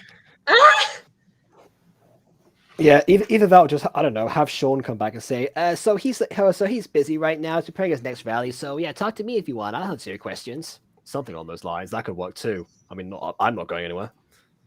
It certainly wasn't back then. Like, I was just feeling so awkward during this whole entire scene. I'm like, is there supposed to something Yeah. to happen? Yeah, which is why Stella's meant to be talking, and then it just doesn't happen. Instead, we get a different shot. Yeah, I do appreciate, like, I mean, I thought, because I forgot about that scripting issue, the idea of them, like, having a discussion, not necessarily hearing exactly what is said, is, for me, on its own, was fine, because we'd already heard what Diogenes stood for, because we've watched Fallen Angels, as had everyone else who was exposed to this, in theory. Except maybe now the movie edit on Emily's channel, but, you know, I digress. So... No, that could have worked if Stella was talking in her thoughts, saying what he explained and how she feel about after hearing him explain things and what he stood against and everything. Since she's now open-minded about the dialers and everything, and not thinking, oh yeah, the order is actually absolutely perfect, we don't need to question about it for sure or anything like that. But we didn't get that, so it is just awkward and just a very bad scene to me. It could have been so much better if there was some talking or something like that. It doesn't have to have Diogenes talk about his beliefs all over again. Like I said, that's understandable because we heard it so many times now. But still, it's just this thing is just so awkward. It feels like you could just cut it out, honestly, entirely. Which is why we had the voiceover, which got moved on to a different scene, which wasn't in the script. At all. Jigamo's game ready for the switch. But the ending shot is not in a tree. Make him... I don't know where the tree came from.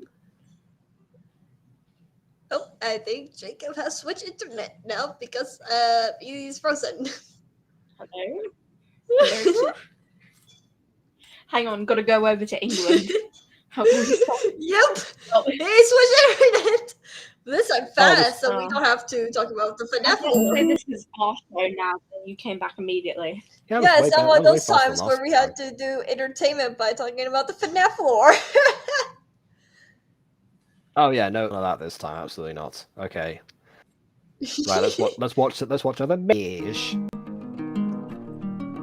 Hey, we made me just talk about books, not FNAF. Since Baby Butter That's is true. here. Yeah, FNAF books don't count, in case Bond's here. Yeah, FNAF, no. I'm not bringing up the FNAF books. Talk about... Yeah, I don't know why she's in a tree. And the reason for her to be in a tree.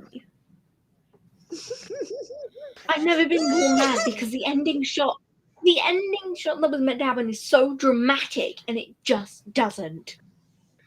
Yeah, I mean, we also, without this line here about her actually deciding to join the Doubters and such, actually, the shot of her walking past Angels in the street with the clothes past Doubters look at the camera, is actually like she's in between those two things, like she's of two minds and hasn't quite made it up yet. That could have very easily been an open-ended conclusion as to what she actually does in the future. But we do actually also have one more scene where it's kind of revealed. Aidan's not a fan of open-ended stuff like that. That's usually a me thing. It's fine. Hey, look, he can he jump in? Oh yeah, well we can do the temporary guest thing. Possibly, I tell you what, after while the credits are going. To get and give all the information to help them change the Angel Society for the better. I guess also like she I doesn't could seem- have been. oh, never mind. Okay, no, Yeah. no. The one where she's talking to Dainese and that line, that could have been the last scene. That could have been she. Because it was meant to be. Apart from like the walking thing, which we added on later, her voiceover talking to the audience was meant to be the last scene, and the voiceover gets moved to her in a tree.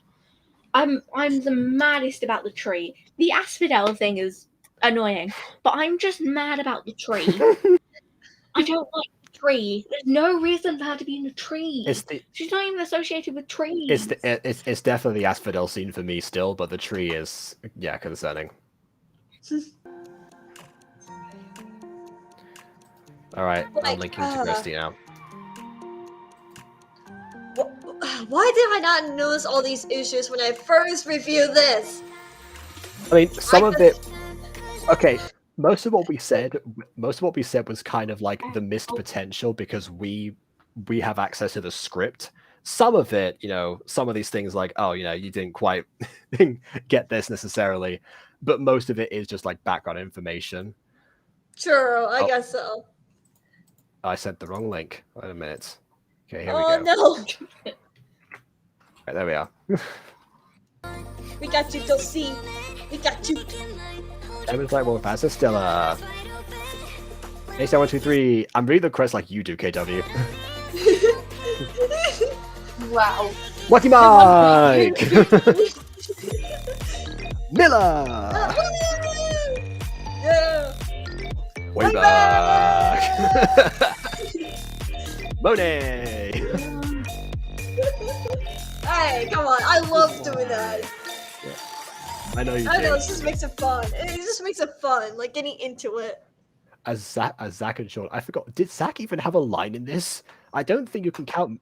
He said really nice. That's the kind of Takahata 101 strategy of just like saying one thing. You only had like you only had like 2 lines. I think you just said really. That was one line actually. Like, you said really, and I didn't know this. I think that's like the only lines you did. No, it was just really. That's not even it. That's not even the worst. For DBZA, the Super Rando 13 movie, Takahata 101 just recently said that the scene with like the embryonic cell where he just goes roll there, so it could technically be part of the credits of the movie. So there you go. I mean, not like I'm not in this anyway, but still. Okay, Ghosty, hello. Hello, what do you have to say? You have the talking stick. Hello, I did this going for the first episode. Mm-hmm. Yeah. That's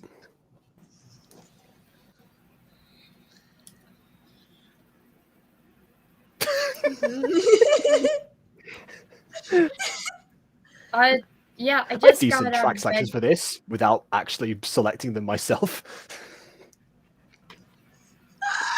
Actually, no. I did go find tracks myself because Aidan didn't hand me anything except for the video itself.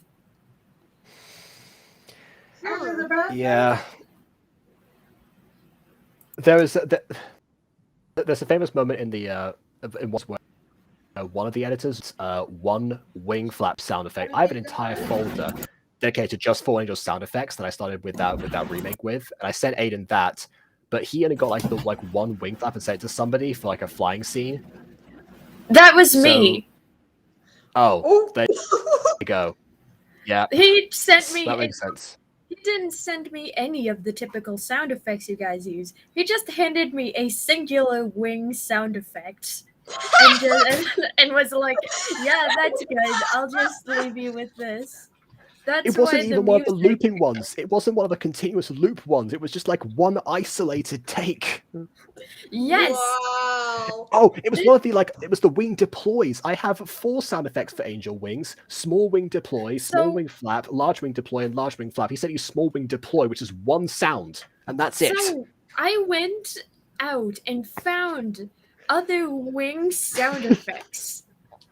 Because I was under the impression that Aidan didn't have any. Oh, so that's why Estella sounds like a dragonfly when she first takes flight. Okay, yeah, I get that now. Yeah. I had to go find other wing sound effects, and I didn't know that you guys had a sound effect folder until after I have a already sound made effect folder. Like, I don't know if Aidan does. I didn't know you guys had a sound effect folder until after I was done scoring and sound effecting the entire video. Wow, Aidan! Wow. First you cut corners, then you didn't give your friends anything to help them score your movie or add sound effects and such. And But oh, believe God. it, it's not only small wing deploy, but also a small download. Yes, and a small effort put in to actually accommodate. Yes. Yeah. And a so- small amount of the available information that But was believe conveyed. it or not, I kind of like the sound effect I used for the angels for the cherubs taking flight for the first time, because it's realistic that they would struggle a little bit. Yeah, they Yeah, might flap no, their no. wings a lot more than they would need to. Yeah. But however, I didn't know how to edit with Gacha, and I couldn't re-edit the video since I didn't know how to, and they didn't give me any instruction or the script. Yeah, It was I don't just know what- like, oh, here's the video. All you need to do is score it. And I was like, okay, cool beans. I'm gonna add the music and then hand it back to you for the voice acting, because he didn't give me that either. Until he told me that usually when he scores, he does the music and he normally does the music and the voice acting at the same time. So this entire thing was a gigantic mess. It was almost as bad as something that was taking place around the same time, and Jacob knows what I'm talking about. I think Because I it's do, but still my biggest gripe against Aidan personally. oh right. Yes, okay, so I've got another Aidan project. I thought you meant like I mean, either way, yes, it does still definitely work, and it is still another example of Aidan conveying as little information as possible to people trying to help him make something. Shoot me! While we're on that topic, Oh, do you guys God. want to know a fun fact on how I used to make Aidan's thumbnails? Oh, no. You know what I was given for running with you? What's the main character's name? Jackson. Help. Jackson and his dad. No wait, that was for episode 4. I think that was all I was given. By the time at episode 5, I'd been nagging a bit more. It was like Jackson and Nicole running on a track. Okay. Yeah. Cool. Like at least he gave me a background. The other 3 times, the first ever time he asked me to do a thing, like, hey, can you do a thumbnail? Sure. You've only seen my editing style once, but okay. Okay, so it's Brad and Jackson. Who's Brad and Jackson? Oh, some characters in the no serious. Who are these people? And next thing, That's almost okay. That's almost as bad as when I did the thumbnails for Minecraft Adventures. It was just like, oh, have the characters doing stuff that relate to the episode, and I was like, okay. I think it's because he knew the episode before. Like at least you would have seen it. Oh I god. knew that I was in the episode, but he didn't give me any other direction other than that. So I just started writing my name in the corners of thumbnails because I was kind of upset. This man just hates description of any variety except for expositional. No, the worst kind. Oh yeah.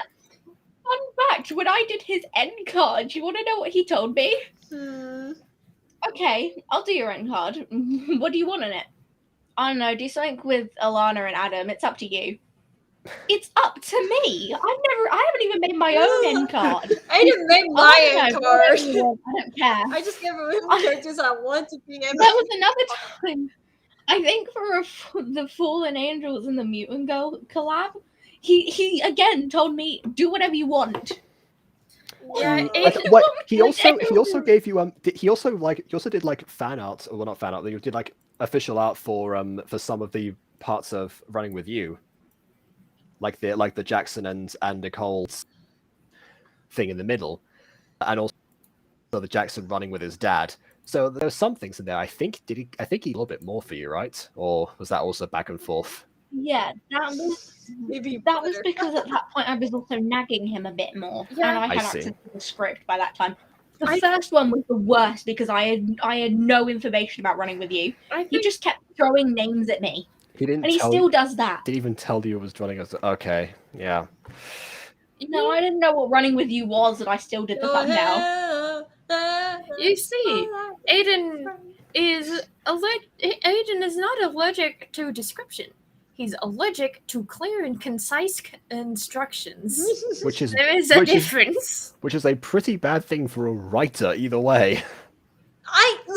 It's worse when he tells me to do things with characters I have never seen before in my life. With that, I had struggled to try and make it clear and everything. So when people doesn't understand me, I'm like, oh shoot, okay, I may need to work on this more and more. And I think I have improved, but there are times where I'm still struggling a little bit with it. So if I need advice for that, I will get that said advice. Yeah. You should see. I just get new characters thrown at me. The first time I did art for Ralph, he just like, hey, can you do a thumbnail with Ralph in it? Who's Ralph? Oh, some character in Fallen Angels here. I was like, okay, what is this about? I don't know, just have him confused in a library. Sure, but like what? Yeah, go ahead, go on. Just like this background in Gacha, take it. It's confused. I know, I winged it. It's because they tell me to do things from season 2 of Fallen Angel, where I have no information. I have the script. I'm not reading it, and I don't edit it anymore. So he just keeps throwing characters at me I don't know exist. Yeah, no, like honestly, how I used to make thumbnails for Aidan is that I just threw stuff at a wall and saw what stuck. Mm-hmm. And normally Aidan liked it because I reminded him that I was making thumbnails for free. Oh. Is that what I need to start doing? I mean, this Oh, is my why. goodness. This is. It was worse during Running with You when he kept telling me to change them. Listen, because I used the wrong designs, which he didn't tell me about. By the way, Emily, I'm sorry. I think you were brought on to do thumbnails around the time I dropped out of doing thumbnails for Aidan. Because, I dropped out of doing thumbnails for Aidan because his allergy to clear and concise instruction started to become annoying at one point. I'm surprised he didn't go to Quadzi, but then again, Quadzi a lot of the time asked me for clarification too about stuff, and I feel like her consistent questions would have been a terrible mix with Aidan. So I guess I guess it worked out. This is so weird because Aidan did episode 6. 7 and 5 thumbnails of Clamai for me. Oh, what? No, wait, you mean 7, episode 6 of Clamai? You mean the one that had very weird pacing and some bizarre motivations? Look, I am so sorry for that episode. I am deeply apologize. I thought it's a joke because it matches Cherub's tail. I understand. It's fine. Yeah. No, that pacing was poorly. So, and like I said, season 2 will be better. I have been asking advice about it and everything like that. Make sure the story flows is way better than the last season. Because season 1 is an experiment. See how the place goes. Figure out the story plot. Season 2 will have a distinctive story plot. Yeah, Aidan has learned a lot of things. So, the fact he's giving you advice now is still a good thing because he's learned a lot from the time when this was going on. Many trickled down from us 3. Actually, now I think about it, another thing that you should react to if you haven't seen it already is Running with You. Oh no! Do I dare to watch that? Oh, I think you should dare. No, I think you should dare to watch that. All right. I made an edited review of it that is more entertaining. Oh wow! Okay. In my opinion, remember, Jacob, you were in it. Oh. You're the person whose review we're running with you. I edited. Oh, right. I see what you mean. I thought you meant like you did like a scripted review yourself of like, like video essay style. I would have. Honestly, if I had the energy for video essays, I would do a video essay. That's the same thing. Yeah. That's me, but in general. Not necessarily running with you, but just in general. As a You guys ever get those moments where you ask them questions and just go in circles like this? I hate when that happens sometimes. Aidan. I hate that when that happens sometimes where I'm like, I think you and I do that, BB, with each other sometimes. Like, honestly, I could sit here and go over my gripes with Aidan, but as you can probably tell by the look and appeal of my face, I'm having a very terrible time. Oh, come on, Ghosty. When the look and feel is grey, I didn't mind play with random things. Then you're great.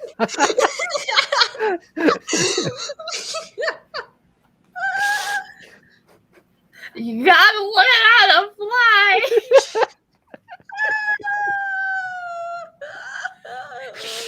All you need to do is spread your wings. Here's the thing, Wings.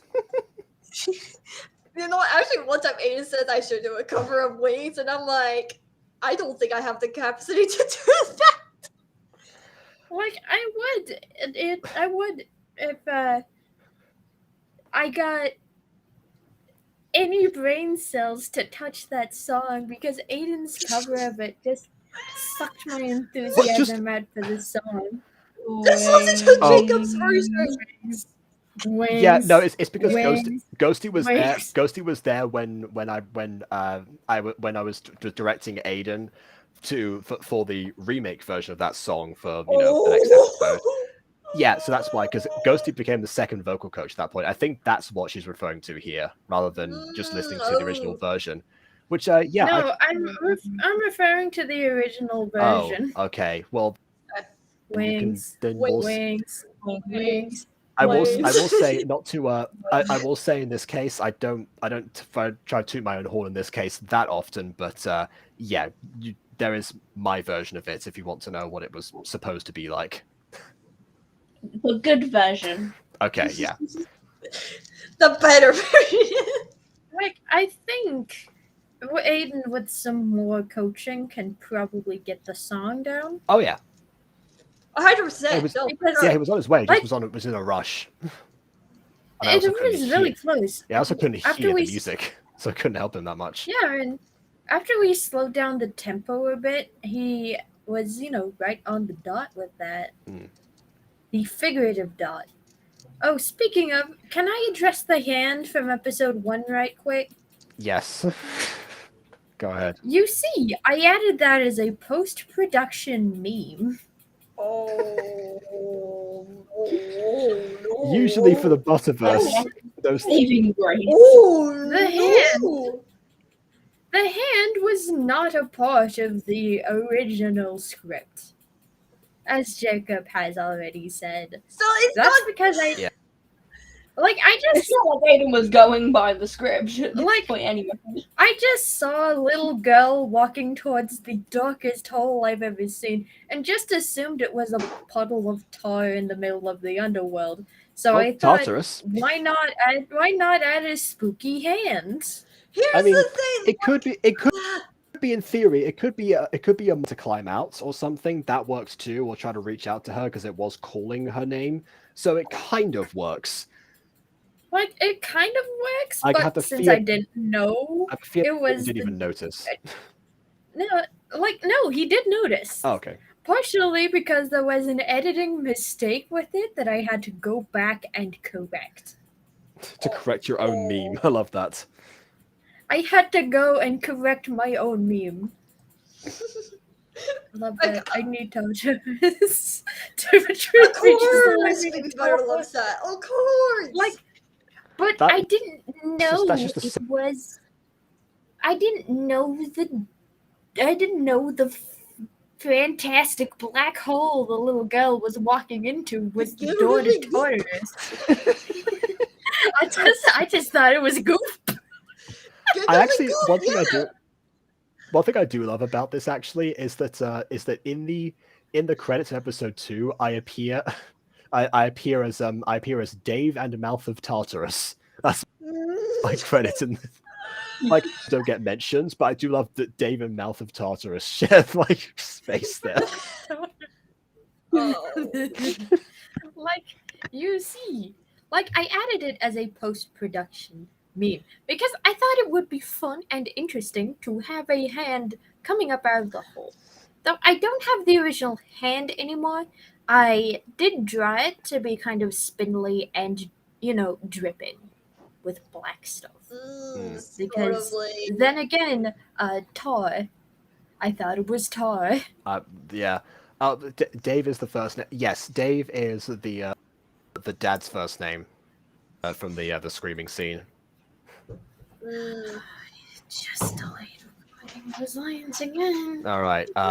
Okay. Well, I guess we can move on to the final scene, the one that at the end of lots of Aidan spin-offs, where it ties back into the thing we're just watching with another scene that that is gonna feature in the next part, which I guess is actually a decent idea. Because it's a decent idea, except I'd say the thesis of this series doesn't really, I don't know, tie it back very well. Yeah.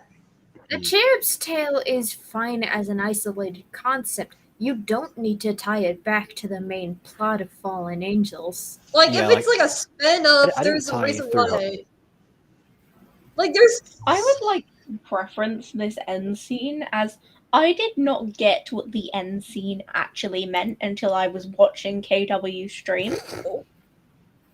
I did not understand. The co-writer of this series, did not understand what the end scene actually meant for Fallen Angels. I was told it was, foreshadowing, a spoiler, a tie-in.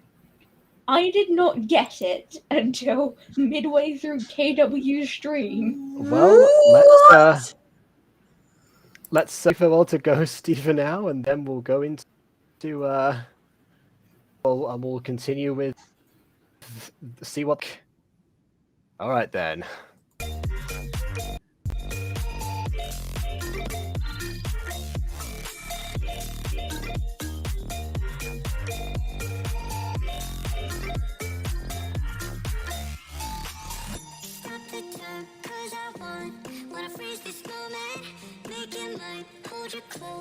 I guess at this point he ran out of cast members to mention.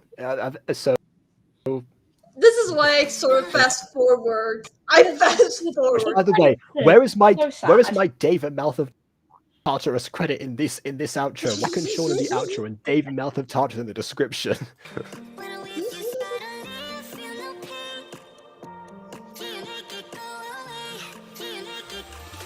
Why is her hair moving?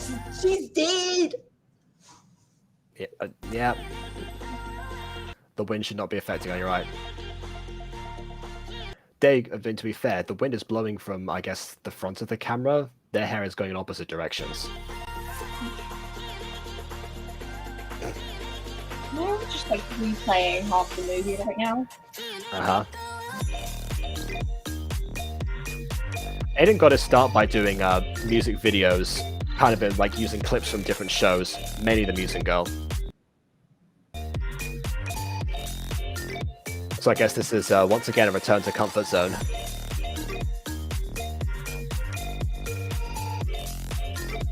I think I might as well move from the start. Yeah, it could have been, actually. Why not? It was a movie, it's just by the time we finished part 1, we were so unmotivated it got split up so it wouldn't affect the other stuff.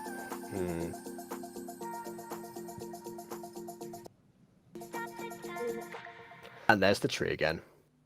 Alright. I have some news. What is it? I know where Max is. Great!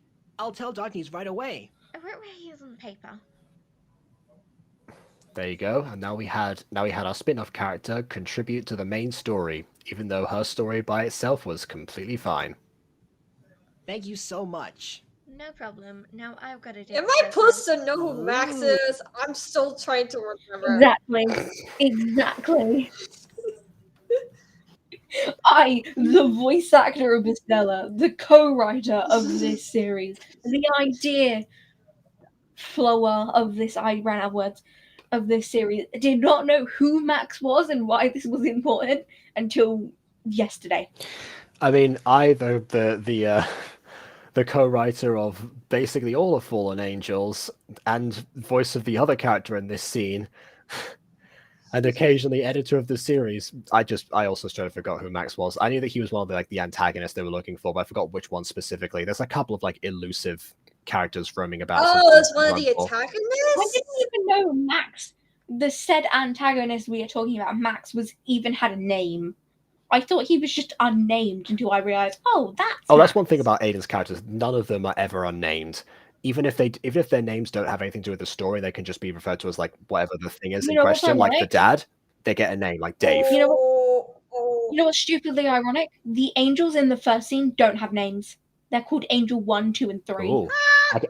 Oh wait, there's also which they were also meant to have lines. We just ran out of voice actors because again we were so low on motivation. We just didn't. There's also Kid 1 and 2. I guess in the first episode of Fallen Angels, they never get names, but most of them do. Oh, one of them does have a name now. Yeah, in fact, oh no, they both have a name. Wait. In fact, in the Mutant Girl, sometime in the Mutant, Aidan will ask me what some other characters' names might actually be that have one line or anything.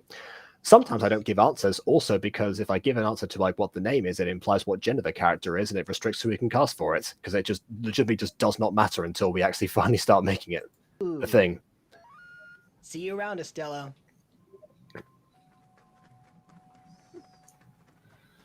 You know, those children in the first episode, they have names. It was only because of my prompting. Right. Well. Although, ironically, one of them is intruding on lore from a different one. I see. All right. Well. Oh no, he doesn't have a name. I lied. He's just called Boy in this script. Mm-hmm. Wow. Okay, well, the girl from the first episode has a name. Oh, okay. Yeah. I just refer to the boy as Villager. that was another Aidan voice. Sure. Okay. Right. Well, I think it's clear that Cherub's Tale. Cherub's Tale is the most Aidan thing that Aidan has ever Aidaned, I think. Thanks. It contains a lot of his worst unrestrained quirks from back in the day, and was probably the reason why that is no longer the case. And why he took a turn for the better after this one, particularly. Sometimes we mentioned a few of these things in Fallen Angels, in the past, and then in isolated moments, but it kind of all came together here. And I think after the reviews that we just found out do indeed exist, he at last seemed to get the message. So in the end, it had a bit of a silver lining, and I guess it's that it was this series because it's the one that clearly had the least enthusiasm put in overall from basically most people involved, and also doesn't impact the plot too much. Estella's role there as finding Max could have been done by anyone, and it would be just exactly the same. Could have been Jaspreet, in fact. Exactly. Yeah, actually, Jaspreet does have more appearances in season 2, sometimes in season 1. So Ooh, I guess okay. having her debut there was actually also guys. So in the end, Cherub's Tale is definitely my least favorite of Aidan's Gacha series, but in the end, I'm glad that it's this one, and it's not another one that could have been more important. I'm glad you think it's a good stream, Josh, because I almost thought about canceling it the second I came back and saw your message. Was like, oh, I've done this already. But no, I'm glad this was able to come out here. It's good to review on it. I'll be able to illuminate KW on some of the stuff that got missed out before. A lot more of the cons. Exactly. If you haven't done the stream, then I want to know all the behind the scenes stuff. Yeah. That's also why I was hesitant to start joining your streams with directing to our stuff, because if the behind the scenes content can like sway your opinion at times. But I feel like for the most part, in most situations, it's been completely fine. It's just been a fun ride over. Yeah. So yeah. So I guess if you need me for running with you, then I'd be happy to join for that as well. And Mutant Girl, if you forget enough things. Yes. If I forget, yes. But yeah, running with you is like 5 episodes long, so that's not too much of a stretch. And yes, I think this sums it up. It was the series ever. It was the most series that Aidan has done. Oh, and Ghosty is frantically waving in the back rooms. I was in the back rooms, but I'm here to say, yeah, this series, it's a cute idea in concept, but I think it was riddled with problems from the word go. Yes. Honestly, this is a series. It was made by Aidan, the best, who can sometimes be the worst. At times, yeah.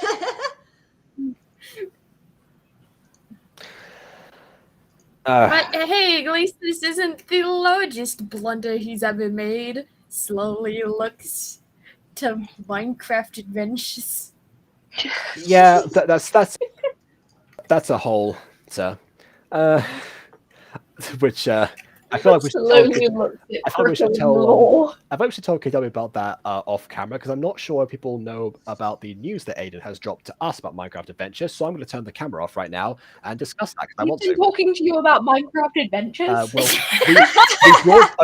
We brought it up once. I would like to specify I'm one of the main characters on his POV, and I don't know about. We brought up the series once, and then he mentioned something.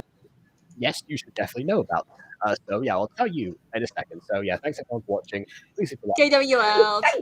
opinion matters. Subscribe and just, check out the videos and just watch Aidan's better gachas, of which basically all the other ones. All right. So on that note, until next time.